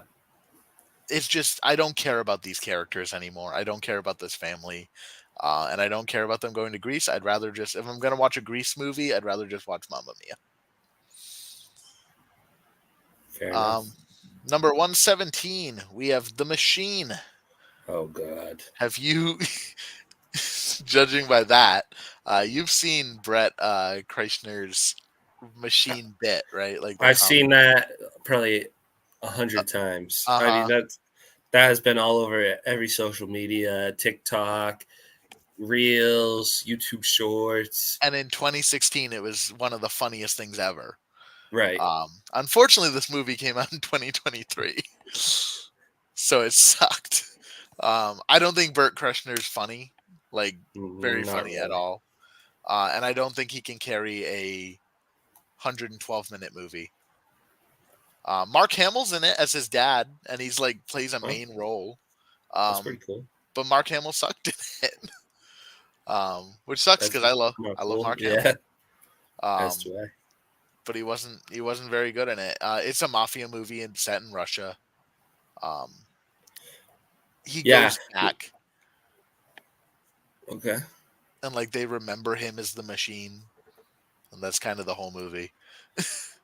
Yeah, it sounds boring. Yes. All right, at 116 we have The Pale Blue Eye. This was the first movie that came out last year. Starred Christian Bale and Harry Melling as Edgar Allan Poe. They're at West Point and they're investigating a murder that happens. That would go on to inspire Edgar Allan Poe. The Is it thing a is, true story? it's not a true story at all. Um, Um, so disappointing. the so I thought it was a true story going into it. It was not. Um, it was not bad. Harry Melling was great. Wait, Christian is Bale was kind of phoning it in. John Fetterman's in this? What? Look at the bottom of the cast list there. Oh my god, he is. It's straight up. It's straight up John Fetter. I did not realize he was in this. What a weird fucking thing. What a weird That's fucking very weird. cameo for Senator John Fetterman to be in this fucking movie. Um, yeah, so the Pale Blue Eye happened. First movie of the last year, so it gets that. Okay. Um, all right, coming in at I didn't even check what fucking number that was. Coming in at 115, we have Fast X, which should have been the last Fast and the Furious movie. It's probably now going to be the last Fast and the Furious movie. Absolutely. I think After Vin Diesel got himself into trouble for being again a I was piece of gonna say shit. between the flop, because Mm-hmm. it was pretty much a flop. Oh, it was a massive flop. Vin Diesel being a predator. Yeah, there's no way that 11 comes out. No, or 12. Wait, there's supposed to be a 12. I thought Yeah, there's going to be two more. They were initially going to split it into two, and then they and split into then 3. yep. Yes, no, I was about to say Jason Momoa was the best part. Jason Momoa made this movie worth watching. He is having so much fun in this fucking movie. He knows that this is a dumb, bad franchise, and he ate it up. It was great. Okay, how was Brie Larson in it? I remember Brie the Larson was fine. trailers. Okay, Yeah, I mean Brie Larson was fine. I like Brie Larson, so same, I thought she did good in it. Thought she did fine. cool. Um, Not worth watching. It's not as funny as I was hoping it would be. Not as dumb. Like nobody goes to space in this one. No, But no. But Jason Momoa makes it kind of worth watching. Pete Davidson is in it though, so Pete Davidson warning. Um, I like Pete Davidson I like enough. Pete Davidson too. I always feel like there needs to be a warning that he is in this movie in a cameo because he just shows Fair up and you're enough. like, holy shit, that's a Pete Davidson. Fair All right, enough. coming in at 114, we have Slaughterhouse, which is the story of a sloth who goes on a killing rampage at a sorority house. Okay. And that's the movie. Now, there's a little more to it.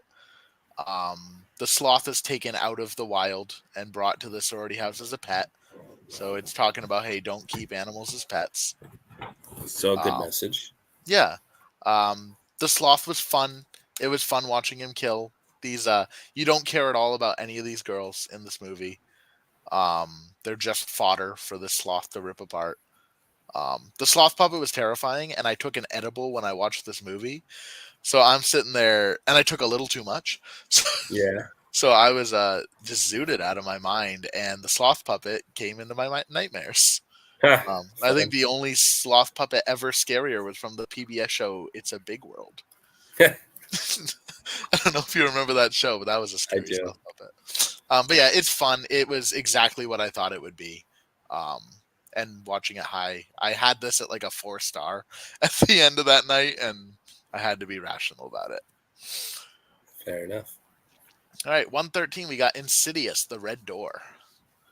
I like the first two Insidious movies, the ones directed by James Wan.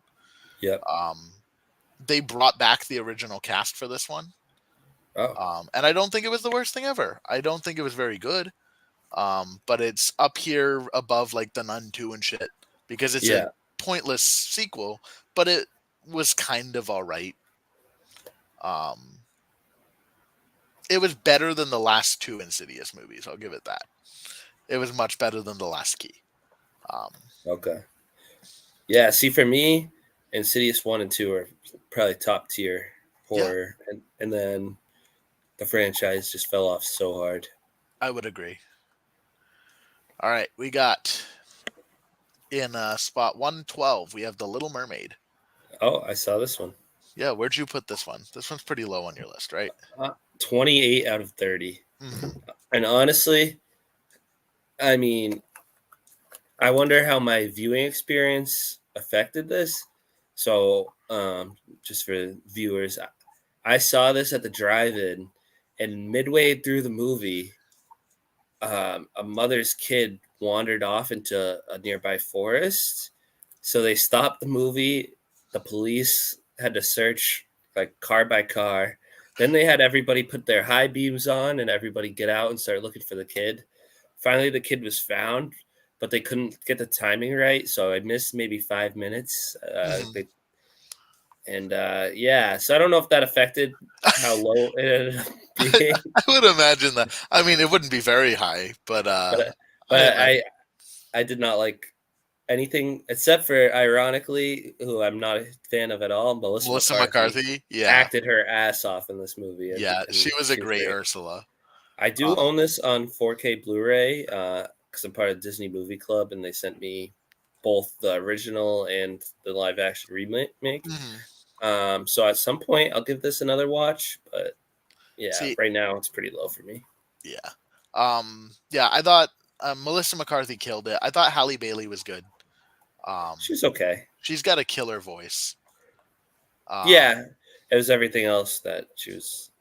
Yeah, David Diggs was. I love David Diggs. He was not very good as Sebastian.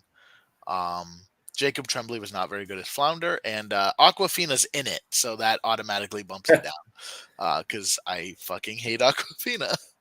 Javier Bardem also phones it in. Like it was just, it's exactly what all of the problems of what the Disney live actions are. They're not bad movies like by themselves. They're just soulless recreations of good movies. I don't know. I gotta say that I think this one was pretty bad. The visuals were horrible. The visuals were bad, but also there was no actual build up for the romance in this one. That's true. I mean, I didn't get why they.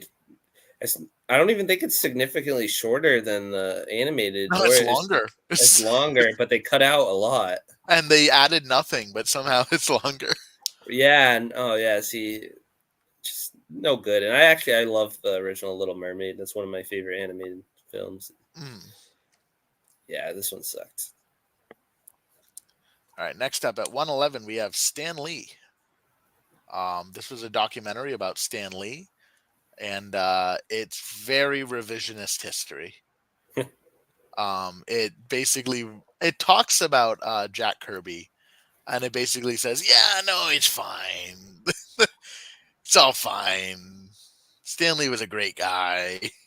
And like, don't get me wrong, Stan Lee did a lot of good for the comics industry, and for I love the MCU pre up to Endgame, so like I thank him for that. But it's very revisionist. I did not appreciate that part of this movie. Fair enough. All right, 110, Chicken Run, Dawn of the Nugget. That's disappointing. Yeah, this was just not a good. Again, a legacy sequel that didn't need to happen. I think the first Chicken Run. I'm not a massive fan. Like I know you love Chicken Run. I Yes. like Chicken Run. I think Chicken Run's good. I don't love Aardman's animation style. Like, I obviously appreciate the artistry that goes Unbelievable. into it. I just think it's kind of ugly personally. Where do you stand on Wallace and Gromit? I think it's the best of Aardman. I was gonna say Wallace and Gromit's probably one of my favorite I franchises also ever. just, I think they're ugly and I don't like British humor. So that just, it all kind of piles on. Fair. But this was just not a sequel that needed to happen. It was very Mission Impossible, but like in like a Mission Impossible 2 kind of way. Uh, Um, so like okay. it was fine. Bella Ramsey does fine as the daughter. Zachary Levi again shows up in a schlocky movie, Yeah, what a year for him, huh? but at least it wasn't Mel Gibson back. Um, yeah, just not a chicken run down of the Nugget guy. Fair enough. All right, coming in at 109, another bird related animated movie. We have Migration. Um, this is Illumination at its most Illumination. Yikes. It was a passable movie that happened and I will never think about again. Which That's sucks. actually, I think that's a pretty high praise for For, you for an Illumination film. yeah, I mean, it's not The Grinch 2018, so I'll give it that. And it's not Minions or Minions Rise of Gru. And they had a decent film come out this year as well. That's They higher did, up in and your list. yes. But yeah, Migration was, it was fine. was Kumail Nanjiani, which I think works sometimes, and sometimes it's too much. He's been having a hell of a run himself. He He's has, been in everything lately. yeah. Speaking of everything, fucking Keegan Michael Key was in this one too, doing a Oh, Jamaican accent, listen, I'm a which fan, but I'm getting a little bit sick of him being shoehorned into every uh, animated project possible. every project possible. We'll talk about him in a little bit. Um, and look who's in it. Look who's fucking in the movie. Look Yeah, who's her too. I am so sick and tired of Aquafina showing up in anything, but Now, especially animated movies. now, Like, have you seen her show? no, and I refuse to watch it. Honestly, I think you might enjoy that a little bit more than any of her appearances elsewhere. But She had one role in here that I didn't hate. We'll get there. It's higher up on my list. All right, 108. We have Nandor Fodor and the Talking Mongoose. good. This one stars Simon Pegg and Minnie Driver and Christopher Lloyd and fucking Neil Gaiman. Wow. Um, and it's a story that I really like. Have you ever heard of Jeff the Talking Mongoose? No. On the Isle of Man, there was a family that was reported to be haunted by a talking mongoose that lived in their walls, and this is like a historical story. And people would come to the island of Man, including Nandor Fodor. Huh. Um, and I was kind of hoping this would be like kind of a horror movie almost, because that's what the story is. Like, it's a ghost story. It's kind of scary. Yeah. This was a drama about accepting your own mortality. Um, and it was kind of funny, but it also like just kind of fell flat on other aspects of it. Simon Pegg is not his best here. Um, Yeah. and I was just disappointed because I was hoping for a good Jeff the Talking Mongoose movie, because I think that's just a wild fucking story that could have been a great movie. Oh, we got a comment, Kobe. Yes, I agree. Keegan Michael Key was the best part of Wonka. Yeah, he probably was. All right, 107. We got Inside. Now you know me, and Tiki, I think you know me as well. I love Willem Dafoe. I love Willem Dafoe. This is his worst movie of the year. It is Willem Dafoe locked in a bougie apartment, uh, going insane by himself.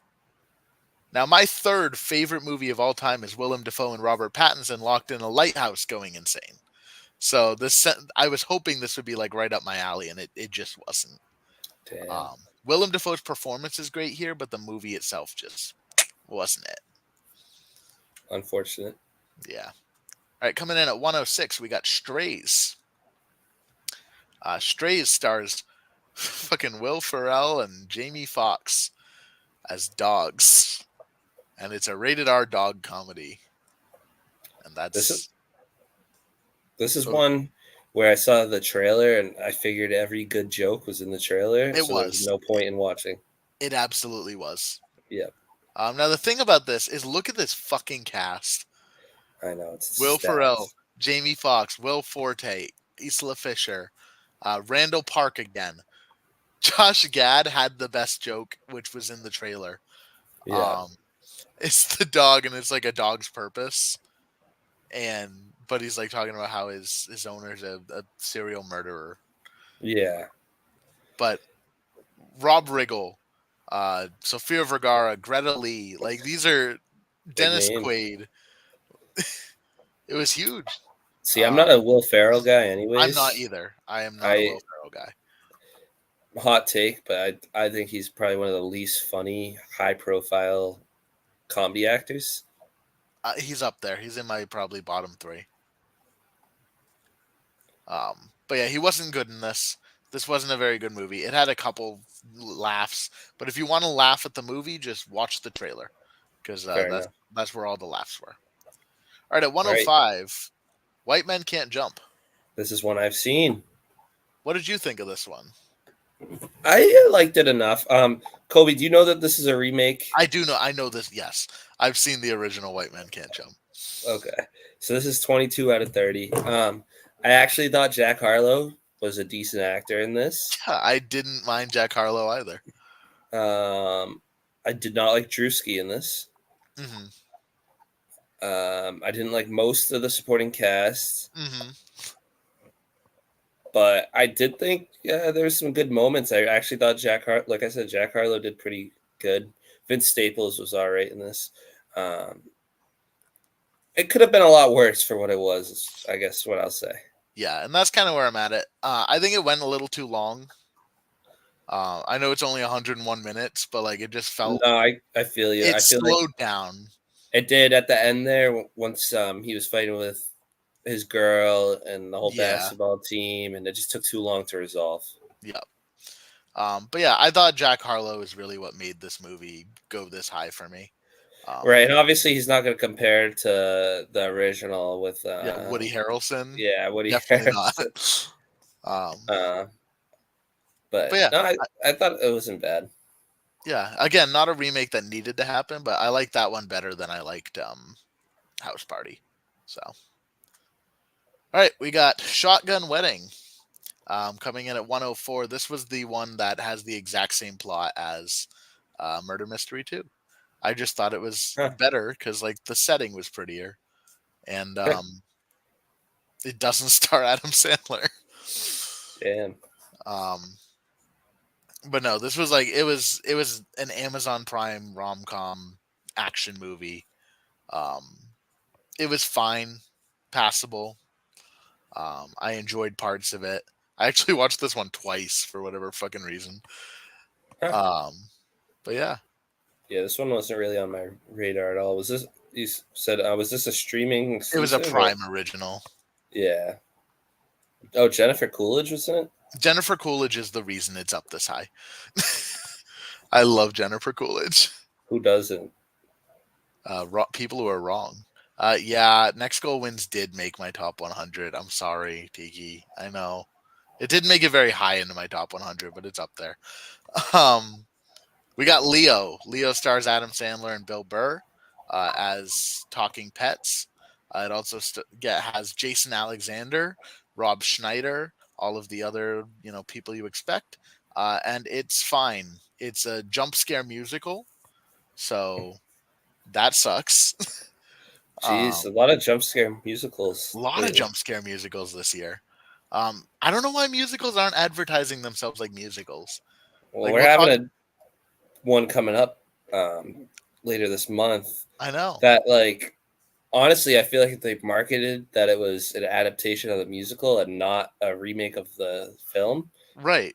it would do People would. better. Hmm. Well, there's two movies coming up on my list that I think didn't market themselves as musicals that should have. Um, but yeah, Leo just it was fine. It was kind of wholesome. Yeah, I know Dragon wants you to watch Leo. It's the animation's bad, The character designs are hideous. Adam Sandler's doing his Billy Madison voice the entire time, except an old man version of it. It's wholesome. It's kind of cute. It's not better than Wish. I know everybody said it's better than Wish. I don't think it's much worse than Wish, but it's not better than Wish. Um, yeah, skip it. We got Ruby Gillman, Teenage Kraken at 102. Um, this movie's utterly forgettable, but looks kind of pretty. And it's got Tony Collette, and I will always celebrate a movie with Tony Collette. And Um, this was supposed to be their big comeback, yeah, if it's supposed to be. but alas, yeah, it looks bad. It wasn't very good. It was like the Little Mermaid. It was the better Little Mermaid movie this year. Oh, that's cool. But yeah, the old man Billy Madison thing was awful. It was terrible and hurt to listen to. And Bill Burr does nothing with his voice. Like it's just you can tell it's Bill Burr. All right, we got Boston Strangler, which is a drama about the Boston Strangler, starring Keira Knightley, and that's kind of all I have to say about it. Um, it was a fine drama, fine mystery. It was Keira Knightley in a mystery, and I love Keira Knightley, and I'm happy to see her in a movie. Um, Not a whole lot to say about it, though. Fair enough. Um, they were expecting, yeah, because I mean, Puss in Boots: The Last Wish was a masterpiece, so I get that. Yeah, But at the same time, you got to, it could have been good at least. All right, at number 100, we have Batman: The Doom That Came to Gotham. Normally, I don't watch these animated DC movies. They're one of those sets of movies I just skip usually. yeah, But this one's got Lovecraftian horror, and I love Lovecraftian horror. So I was pretty excited for this one, and I checked it out, and it was fine. It was good. Um, Batman was just everyone knew Bruce Wayne was Batman, which I thought was strange. that is Um, he interesting. had all of the Robins with him, which I thought was kind of interesting. But all the Batman villains were horrific Lovecraftian beings, eldritch beings, which was cool. That is cool. Yeah, Um, Green Arrow was in it, and I love Green Arrow. I love our leftist, rich Robin Hood king. Um, hell so yeah. yeah, I enjoyed the movie more than I thought I would. Fair enough. Dreamers. Yeah, yeah. I think they were really hoping for Ruby Gillman to be a huge hit, which obviously it wasn't. They've been having a lot of trouble as a studio for a while. I think Yeah, the latest rumor is that Illumination is actually helping them work on Shrek 5 because it's been development hell and they're having a lot of trouble getting it done. damn. The Fall from Grace. It's okay. We had a couple animated studios fall from grace this year. Napoleon. This was probably the biggest disappointment of the year for me. I love a good historical epic. Um, this could have been a good historical epic, and it just wasn't. And when I found out it wasn't, remember how hyped I was to see You were this? so excited to see Napoleon. And then when I found out what it's really about, I haven't bothered. hmm Yeah, it's more of a romance drama, and that part was so not interesting. A jump scare romance drama. Yeah, another jump scare in there. Because Um, all the trailers played the romance for jokes almost like it was going to be like a brief two off scenes. right? No, it was like 3/4 of this fucking movie. The battles were the brief scenes, Yeah, which are the most interesting part. Like Napoleon was a tactician. That's what put him into the annals of history. all right. It wasn't his love affair. Ridley Scott continues this slide down from the top. Yeah, Ridley Scott needs a win with Gladiator 2 because he's in the Indeed. last decade he's made The Martian, and that's the good movie he's made. Yeah. All right, at number 98, I know you had this one higher. Yeah. I have it Reality. 12 out of 30. Yeah, I don't know. I thought the concept was more interesting than the actual execution. I really like the concept. This was something I had kind of followed along to the case when Hmm. details were coming out, so I thought it was cool to see it motion picture. And I really, really, really was impressed by Sydney Sweeney because I've never seen her with acting chops like that before. Usually, she's played more for jokes or for her breasts. Hmm.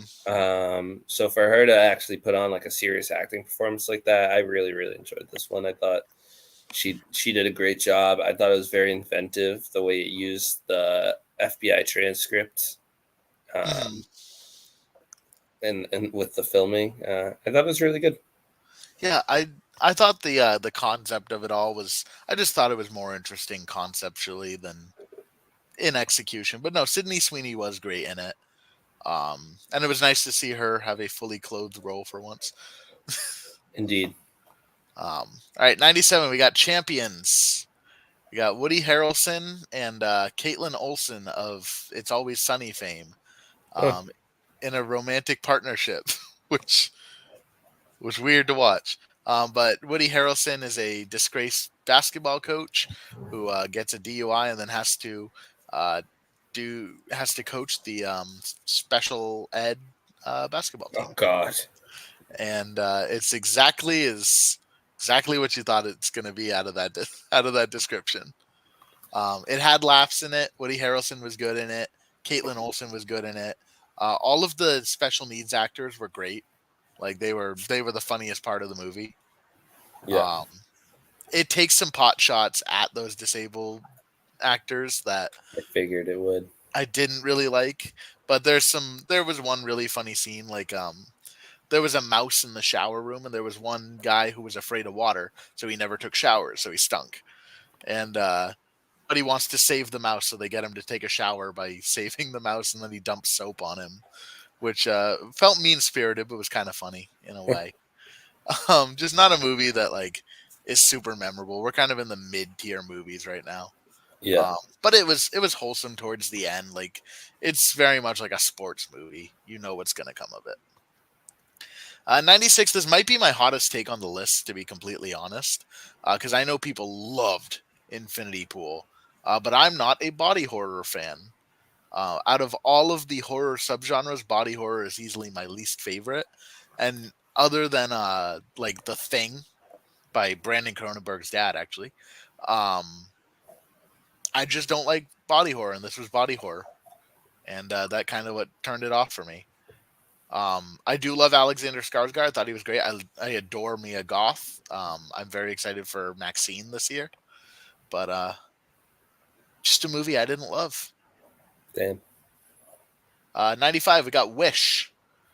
It pains me to put this low, because I love a good Disney animated movie, and this just wasn't one. Which Um, is sad. I yeah, remember sending you the trailer, and we were both like, "Wow, it really."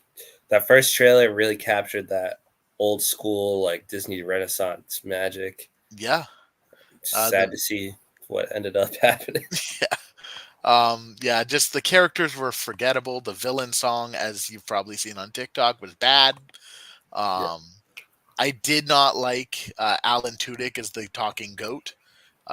This is the worst Alan Tudyk role ever. I like the animation more than other people did. I know some people don't like the animation in it. I thought it was fine. I thought Chris Pine did good other than the song, but just one of those movies that like was just a disappointment. Not like objectively a horrible movie. Like if your kids want to watch it, I'd say, fuck it, it's not gonna kill you to do it. But not a movie I'd ever sit down to watch again, to be honest. fair enough. Unless I'm doing like an every Disney animated movie binge. Yeah, All right. Here's the one Tiki's gonna kill me for. At 94, we have Next Goal Wins. Taika Waititi's newest movie. Taika Waititi needs a win. Hopefully, his next goal wins because this was not it. But same. there are elements of next goal wins that I enjoyed. I liked the characters on the team. I liked the coach of the team. I did not like Michael Fassbender at all. No. This is probably Michael Fassbender's worst role ever. Wow. But like the other characters were great. There's a two acts of solid stuff, and then the third act just completely falls apart. Damn. They literally do the third act in third person. Like they instead of showing you the third act, they have a character recount the third act to another character. Um, yeah, no, I know you didn't like this movie, Tiki. Hated this movie. Characters were decent, but their screen time was all scattered. Yeah, the team needed more. Like there was one character. It's a trans character who gets the most screen time on the team. And she's great, but the rest of the team doesn't get nearly enough screen time. Um, Damn. I had some good laps in here. I enjoyed it more than I think some other people did, but that doesn't mean that I love this movie. I just thought it was okay. I'm glad I watched it, and I never need to watch it again. Fair enough. At 93, we have A Haunting in Venice. This is the most recent Hercule Poirot movie, and it was just another Hercule Poirot movie. Um, it wasn't very good, but it wasn't very bad. It's just another movie that I won't remember. Fair enough. Except for Michelle Yeoh. Michelle Yeoh was great. 92. Another hot take. This is Quasi. It's done by the guys who did Super Troopers, Oh, okay. and I like Super Troopers, so like I kind of got some enjoyment out of this movie.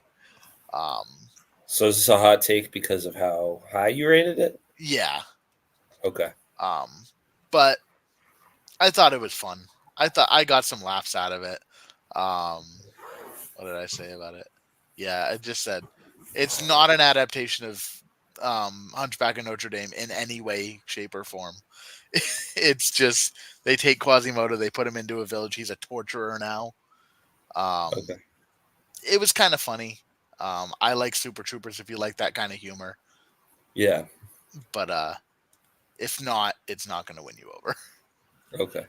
Then we got Renfield, and Renfield was another big disappointment for me because I like Nicholas Hoult and I love Nick Cage's Dracula. Nick Cage's Dracula should have been this whole movie. Yeah. I want to just see a movie where it's Nick Cage as Dracula. That would be nice. Unfortunately, Aquafina's in this one. Oh, really? I didn't know Yeah, that. in a very major role. She's part of the worst act like plot line of this movie, which is Ben Schwartz's character's plot line. I normally like Ben Schwartz. I think he's a funny actor. I love him in Parks and Rec, but Yeah. he was very bad in this, and Aquafina was very bad in this, and I just wish there was more Nick Cage and less of everything else. All right, at 90, we got the Marvels. Um, this was good. It was good. It wasn't great. It wasn't amazing. It's low tier Marvel, but it was fun. I enjoyed myself. I thought the main characters were great. I thought Miss Marvel was hilarious and wholesome. I love Brie Larson. I think she's a good actor. And there was one scene. Did I tell you about the scene with the cats? No. So there's one scene where the cats are like the alien. They eat Yeah. things. They have to get off this like crashing spaceship or whatever, and Yeah. there's a bunch of kittens running around, and they have to get all these people into one escape pod, so they can't do it. So they have the kittens go around eating all the people, put them all in the escape pod, and like fly them down to Earth. The funny part was all these people not understanding the plan running around as the cats are eating them with their tentacle faces as the song Memories from Cats plays. Oh, really? That's funny. So I enjoyed that a lot. And the first act with like the characters switching powers was really interesting. Unfortunately, the villain plotline sucks. This might be the worst MCU villain ever. This might have topped the That's Dark. a. I was gonna say that's a hard one because honestly, usually the MCU villains suck. No, this might be the worst MCU villain ever. And the most dumb plot line. Like Carol Danvers took out the the sun of the Kree people, like the sun is gone, and so there's no air on their planet and no What? water or anything, but they live there, and like they're now terrorizing the rest of the galaxy because they want their air off their planet. Like it's really fucking stupid. Jeez. So like that part was bad, but like I enjoyed the dynamic. I wish this was just a smaller scale movie. I wish it was just like the three of them switching powers and having to deal with something. Yeah.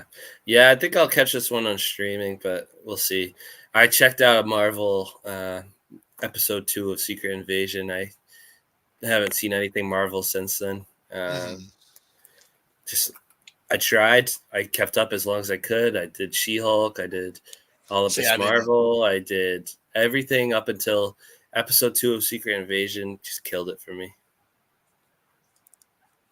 I haven't watched Yeah, Loki season 2, and I don't know when I'll what I will watch with this year's upcoming Marvel. I don't really plan to watch Echo. no. I mean, it's Deadpool 3. That's kind of the um. Yeah, had fun That's with it. yeah, I will watch that for sure. Mm. Um, wouldn't say I really liked it, but I did have fun. Yeah, it's fun. I love Kamala. I thought she was Yeah, the best part. Um, agreed.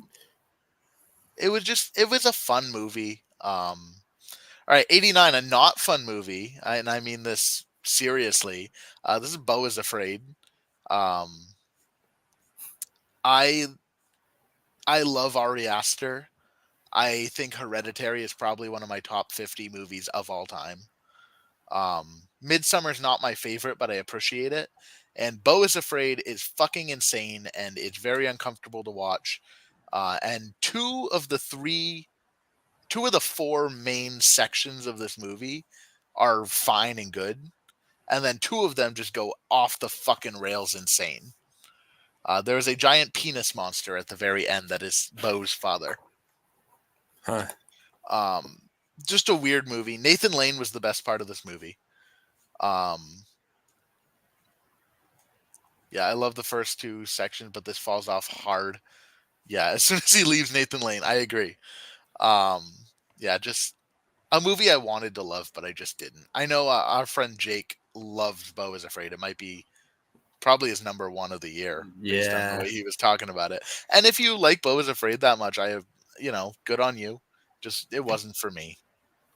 But it earned the top half of the list. Knock at the Cabin, M Night Shyamalan. He was almost back.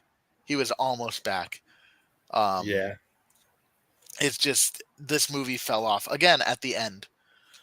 This was almost a great Shyamalan movie, and it ended up just being a fine Shyamalan movie.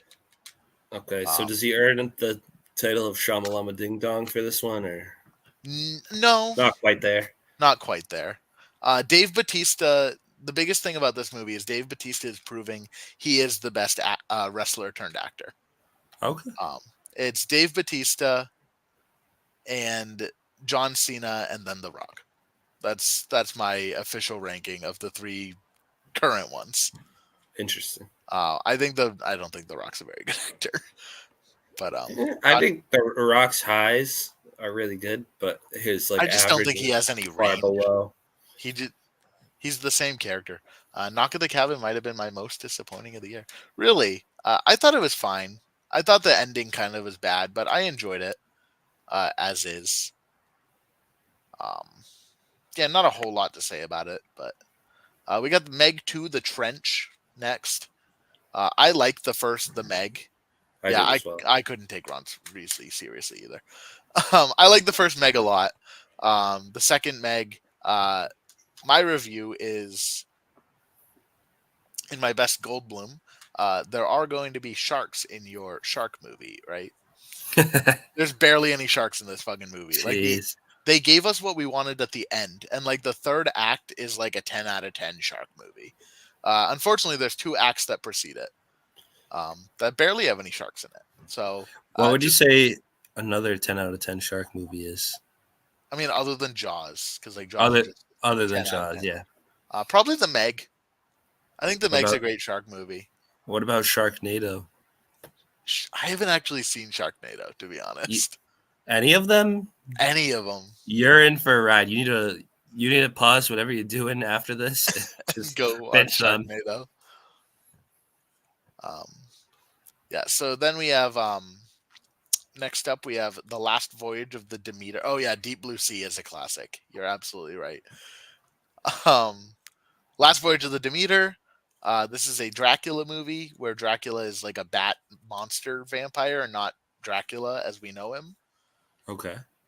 And he's terrorizing a ship. This is like a chapter in the Dracula novel. Yeah. Um, and it stars Liam Cunningham, who plays Sir Davos in Game of Thrones. Yeah. And he's on a ship, and it just feels like, and it's dark, like visually dark. It felt like a season 8 episode of Game of Thrones. Ah. Yeah. Um, yeah, it was surprising. Definitely not great, but way better than what I was expecting. I found this one disappointing personally because I was hoping it would be great because I like Dracula. I think Dracula's a really interesting character. We Um, definitely don't have enough good Dracula media yeah, like for a there's character who's such a like staple iconic. and Yeah, icon. Yeah. yeah. So like I thought it was good. I enjoyed it. That's why it's this high. Um, but like it felt like a season, maybe not a season 8. That might be mean. Like a season 6 or 7 episode of Game of Thrones. Um, Okay. like it was fine. It was passable. I enjoyed the time, but kind of not great in the long run. At 85, we have a German movie, Blood and Gold, about a Nazi deserter who goes and kills Nazis. It's kind of all I got to Nice. say. I like a good movie where they kill Nazis. Um, it was better than I was expecting for a movie that the studio held its embargo on until the actual release date. That's fair. That's fair. All right, we got True Spirit, a Netflix movie about a Australian girl who was the youngest person ever to sail to circumnavigate the world. Oh, so you're telling me this is not a sequel to True Lies? It's not a sequel to True Lies. Damn. If you watch True Lies and then True Spirit, that would be a very interesting double feature, I think. But yeah, no, this is just one of those like Netflix, like feel good, like human spirit movies. I'm a sucker for those movies. I like a movie where like, look how cool humans are. Yeah. Um, No, and definitely. yeah, so like I enjoyed it for what it is. Cliff Curtis is in it. He's in Avatar 2. Um, and Cliff The Curtis has goat. just become a running joke between a couple of us on the boards and I. So yeah. 83, we got Indiana Jones and the Dial of Whoa, Destiny. whoa, whoa. This is I, pretty low for you. you know, I was hoping it would be so much higher. I was too, but I'm surprised. 83. There's some movies I'm surprised that you have it below, I guess, Below. that haven't come up yet. hmm I liked Indiana Jones and the Dial of Destiny. Like I did too. it's one of those movies that I is gonna be like a guilty pleasure movie for me. Like I can admit it's not great, Is it but better I than Crystal Skull? I think so. No, I it's not. I think it's better than Crystal Skull. I like Chris. I'm a Crystal Skull truther. You know that. hmm Um, I think it's right below it, but I ranked this 17 out of 30. I thought there was a good movie in here, and then hmm that was the first 45 minutes, right. and then there was an okay to baddish movie at Yeah. the rest. I mean, Harrison Ford is Harrison Ford. He was great as like you can tell he loves this character. Oh Uh, yeah, unlike Han Solo. correct, definitely um, and then Mads Mikkelsen is Mads Mikkelsen. I don't think Mads Mikkelsen can give a bad performance. Um, agreed. It does feel like a Spielberg movie. Crystal Skull, that is. that's fair. I was just hoping this would be better. I don't dislike it. I No, love I Indiana wanted this to be Jones. amazing. Yeah, As do I. I mean, I remember how hyped we were for this for yeah. a long time, and I thought the concept was going to be cooler than it was with hmm the time it was at, Yeah, and the moon landing and all that under under executed. I think. Yeah. Um, Especially for James Mangold, who did Logan. right. You would think he would have been the perfect guy to give the old indie send off. Right. Yeah, I don't think it was a necessary movie. Um, they should have left India in the past. I actually agree with that. Agree too.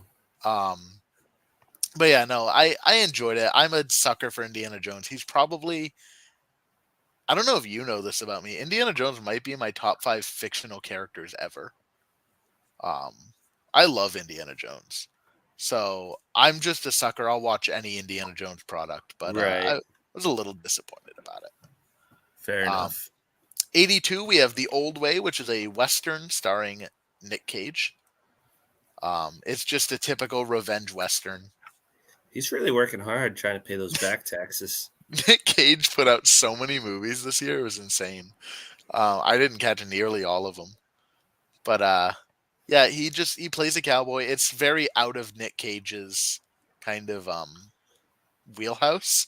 He just kind of plays a cowboy, but So you it was gave the all movie 3 stars, but you know the famous kind of thing about Nick Cage is that every other movie he gives a 10 out of 10 acting performance, and then mhm. the following one's a 1 out of 10. So did he give a 10 out of 10 here or 1 out of 10? This was the 1 out of 10.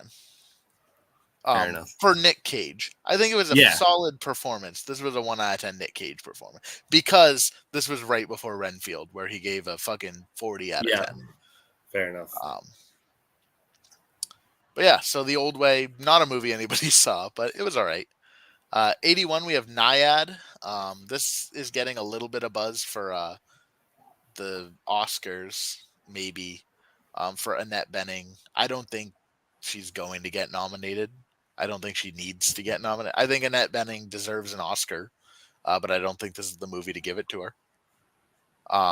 This is about a swimmer who swims from Cuba to Florida, and Okay. that's the whole movie. It's not very interesting.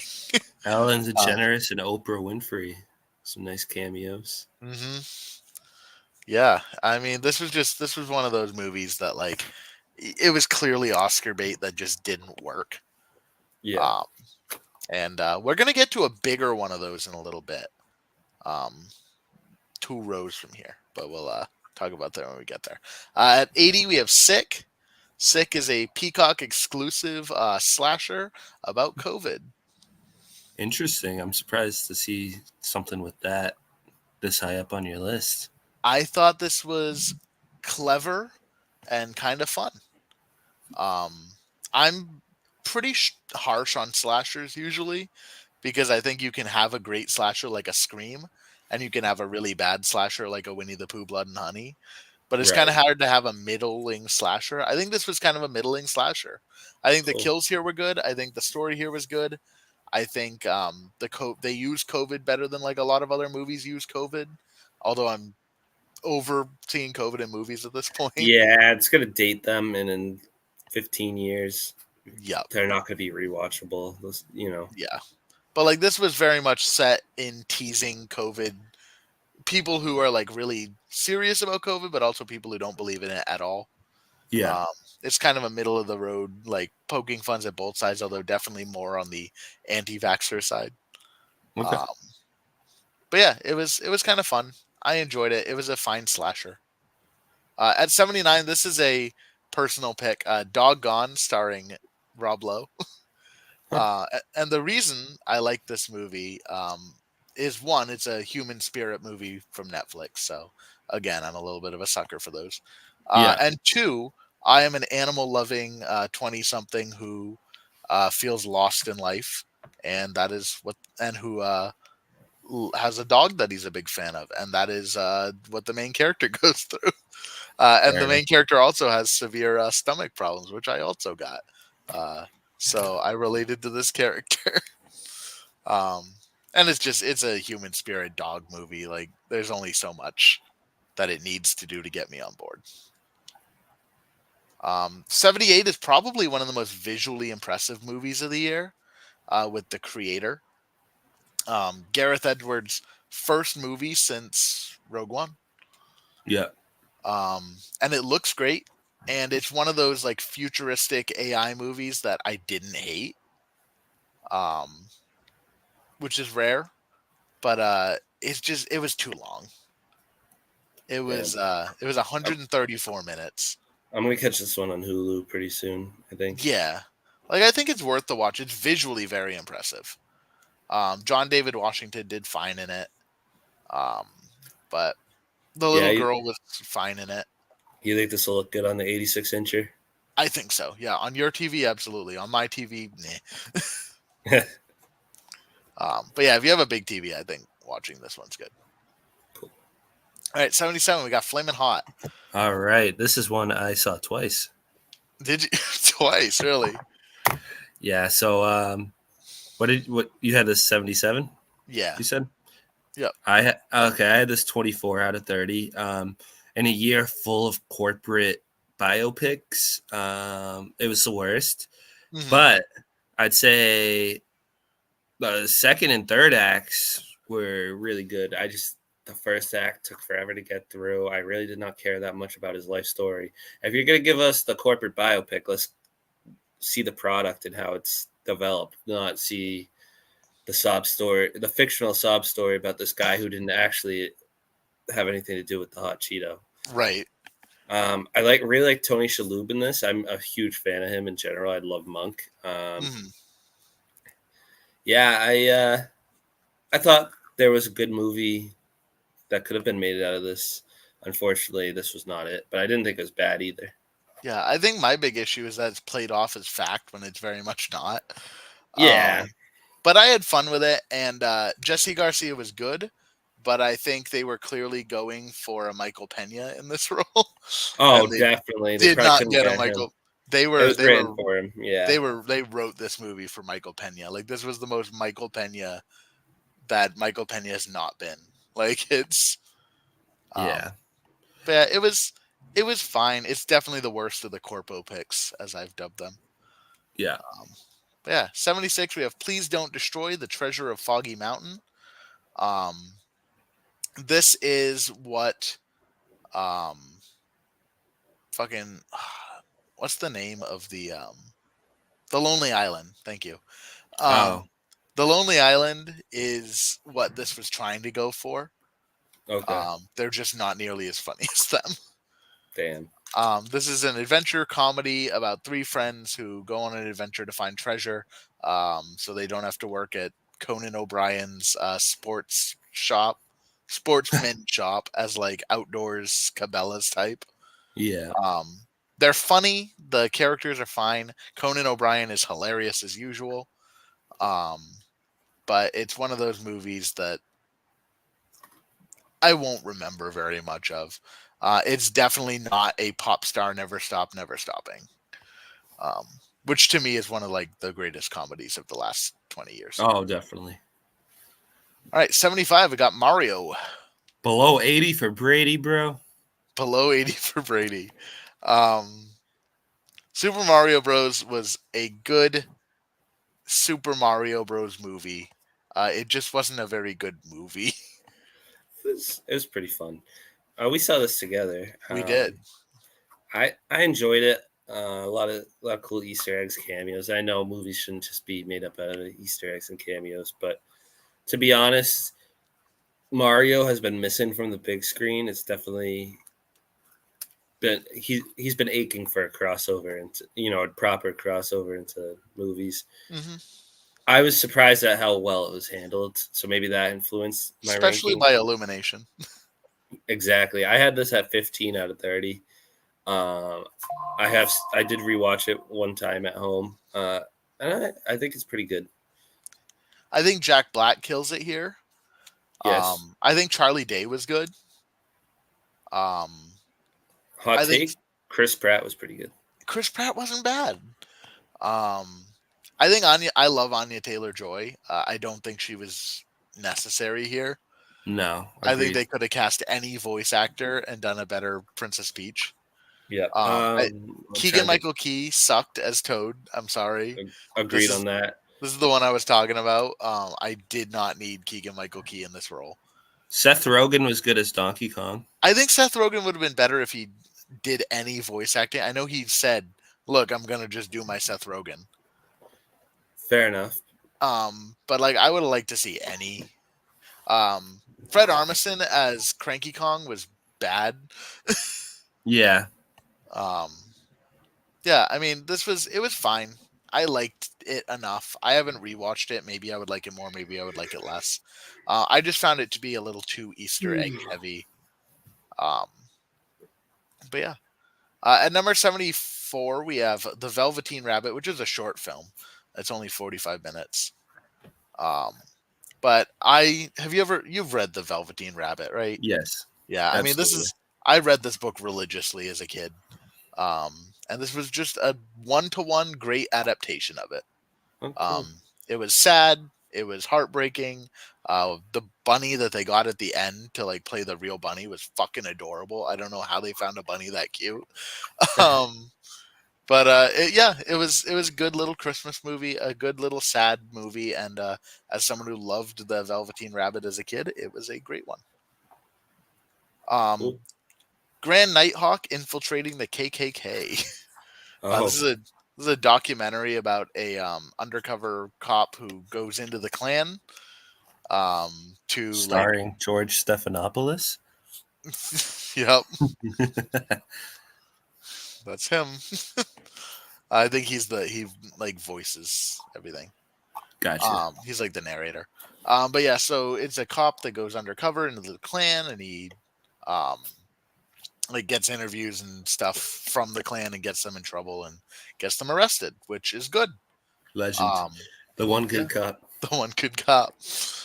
But yeah, I mean, it was a documentary. I don't have a lot of documentaries very high because it's kind of hard to rank against like narrative pictures. Definitely. Um, but like it was solid. It was good. It's on. It was on Hulu. It looks like it's not on Hulu anymore. Oh no. um, but yeah, it was fine. It was good. At 72, I have 80 for Brady. Okay, I had this at 25 out of 30. Yeah, I liked 80 for Brady. Like I don't know why I liked 80 for Brady, I but I. enjoyed it, but um, definitely wouldn't put it very high. I thought Mhm. it was good for what it was, but what it was never going to be amazing. See, I thought it was good for what it was, and as someone who doesn't love comedy, I think that's why I put it. Like I got some laughs out of it. I thought it was wholesome and just kind of like it was fine.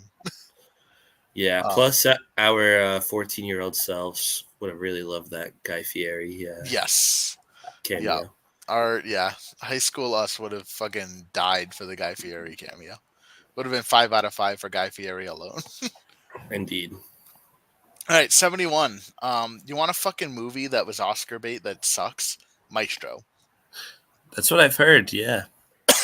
Carrie Mulligan deserves a nomination for Best Actress, and I think she could win it. I think she deserves to win it. The only one who could maybe put her over it is Emma Stone in Poor Things.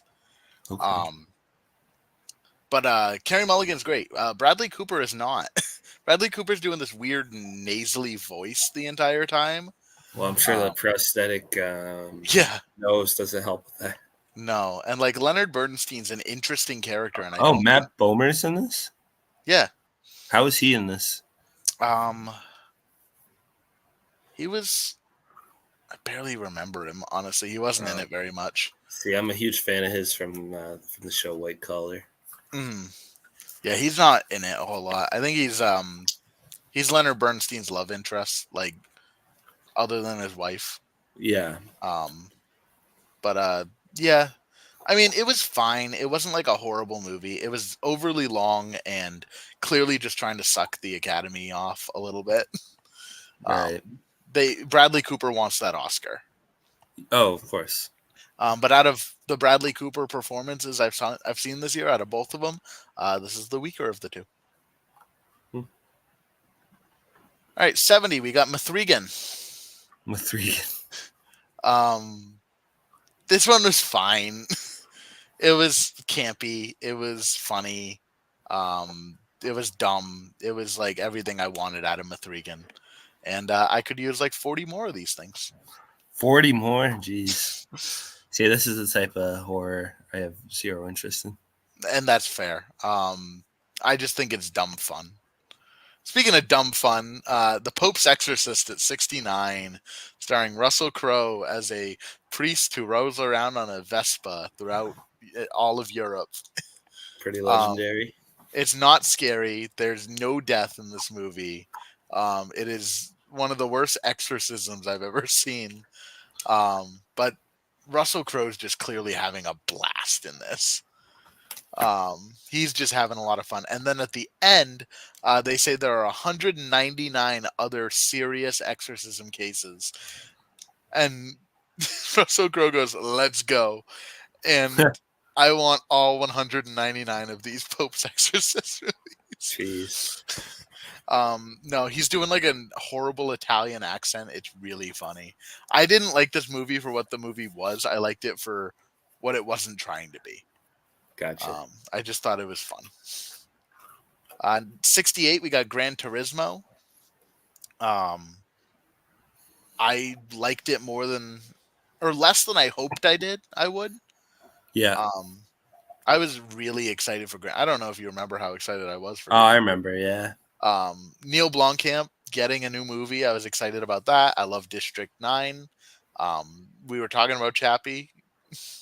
Yeah. Um, but yeah, I was excited for Gran Turismo. Unfortunately, it did not deliver exactly what I wanted, but it was still good. It was a good time. All the Okay. acting is good. David Harbour is good. Orlando Bloom is very good in it. Um, so yeah, Cool. solid enough video game movie. 67, we got No Hard Feelings. Did Okay. you Cool. catch this one? I did. I have it at 18 out of 30. Mm, I enjoyed it. I thought it's the type of movie that doesn't get made anymore. When I saw some of the reviews and commentary on it, I understand why directors are afraid to make movies like this.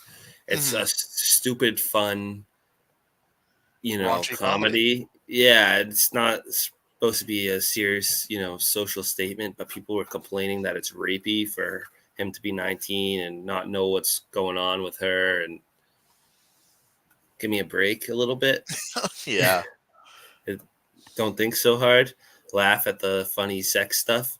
right. Uh, enjoy seeing Jennifer Lawrence fully nude. I mean, full frontal. The scene with the fucking Chinese finger trap gave me a visceral reaction. Yeah. So it's dumb raunchy comedy that doesn't Um, get done anymore. here's some negatives on it. Yeah.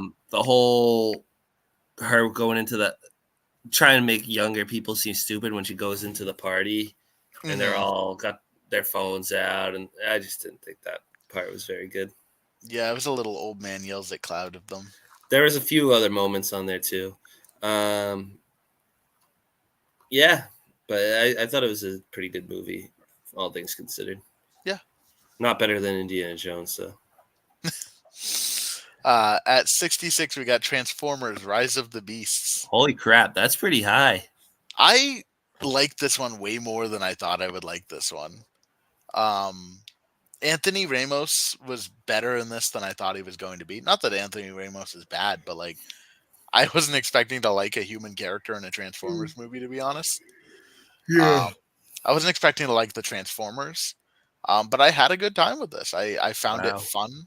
It's again not a movie I think I'd ever watch again, but like for what it was, I enjoyed it. I had fun, and I like the animal Transformer, so that boosts it a little bit for me. So you know how much I like Transformers 1 and 2, but Mhm. I think after 3 I haven't really caught a single one. I caught Bumblebee, that's about it. This feels more like Bumblebee than it does the other Transformers movies. Okay. Not like obviously Bumblebee was a little more chill. This feels like the last act of Bumblebee more than the other Transformers movies. Okay.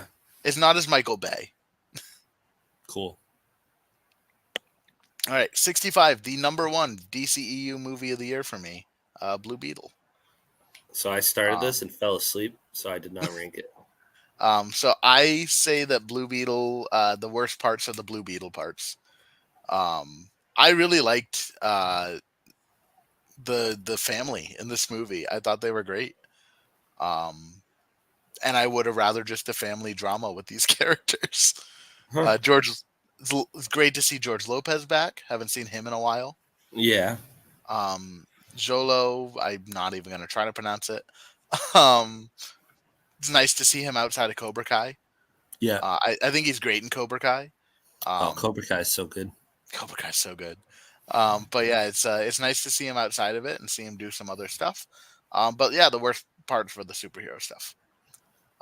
Though I am glad to see Jaime coming to James Gunn's universe. Yeah. At 64, we got Dumb Money.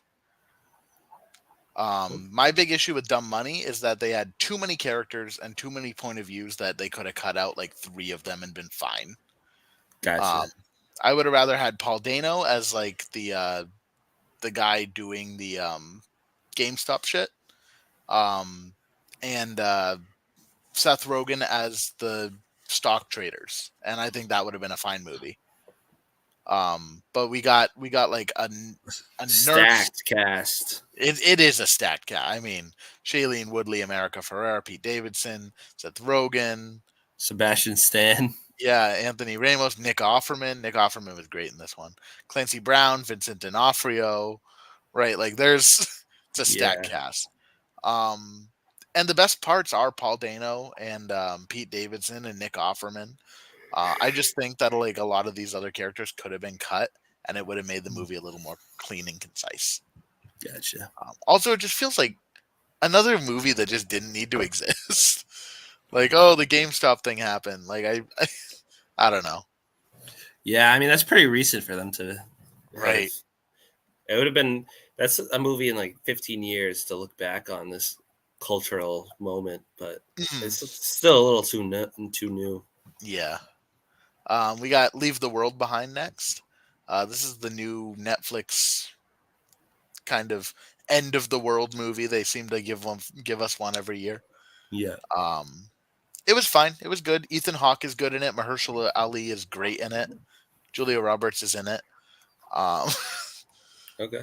but yeah, it's a end of the world like war terrorism movie where like you have to deal with not having Wi-Fi and electricity, and um, I think the ending kind of fell out for me. The ending kind of sucked. But like overall, the movie was pretty tense. This was the movie equivalent to Edging, though, in Yeah. that there was just never a climax.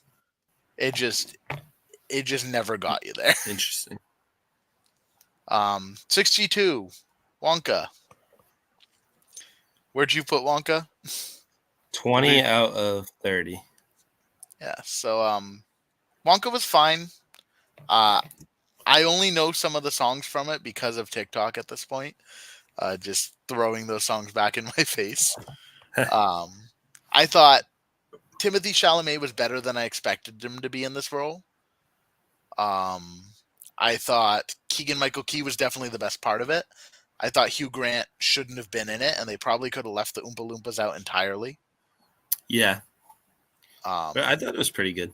yeah, I mean, it wasn't bad. It should have advertised that it was a musical, I think. For an IP movie, I enjoyed that it gave us the type of story we just don't get anymore. Yeah. They throw you right into the world. There's no illustrious explanation Hmm. of things in the world. You know what I mean? They don't Yeah. explain why there's a chocolate cartel and why Yeah, there's Oompa it Loompas and felt this and that. very Roald Dahl in the good way. Yeah, Um, and like I just the miss movies characters like at the that. bathhouse were very Roald Yeah, Dahl. So yeah, I liked Wonka. It grew on me over watching it.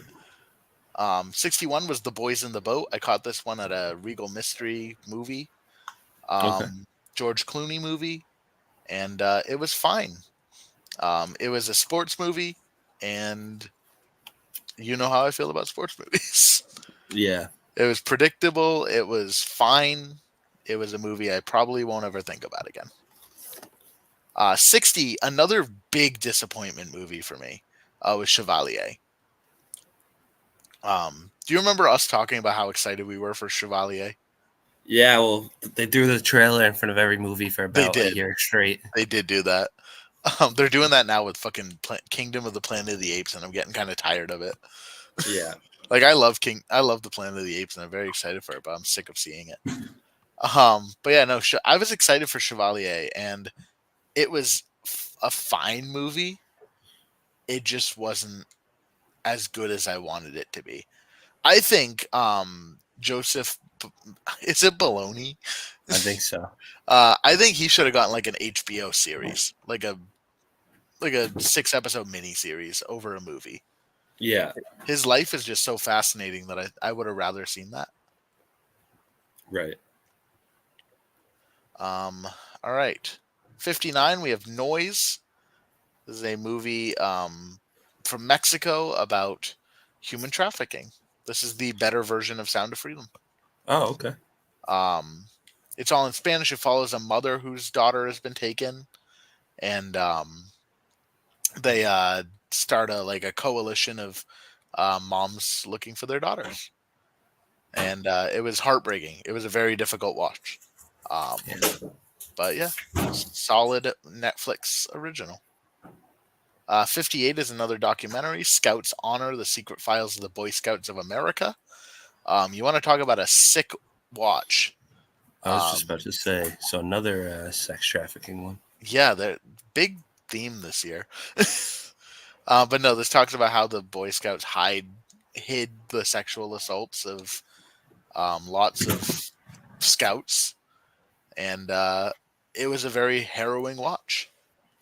Um, Solid documentary, made you feel gross. At 57, we have the one good Aquafina performance. We have Quiz Lady. This is a Hulu original. Stars Aquafina and Sandra Oh, but they switch like roles basically. Okay. Like Sandra Oh basically plays what Aquafina would play, and Aquafina plays what Sandra Oh would play. And it's a good little buddy road trip movie. Will Ferrell's also good in it. Like he's playing an Alex Trebek type. Um, so he Okay. was better in it than I expected. Jason Schwartzman plays an evil Ken Jennings, which is hilarious. Hmm. So yeah, it was a fine, solid comedy, and I actually didn't hate Aquafina.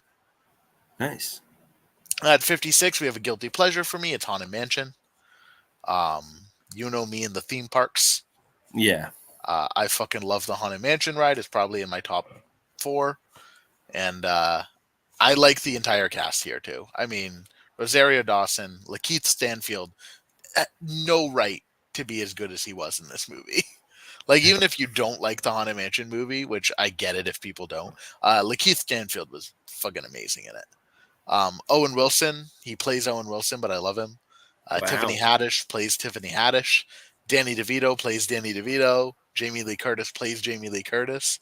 But Hold on, like, you skipped a name there. Who did you go for? yeah, this is the that's the granted, he plays the Hatbox Ghost, who is a CGI ghost and who barely talks. Yeah. So they should have just not cast that guy as the Hatbox Ghost. Right. Um, but like, it's for me, this is my Mario movie.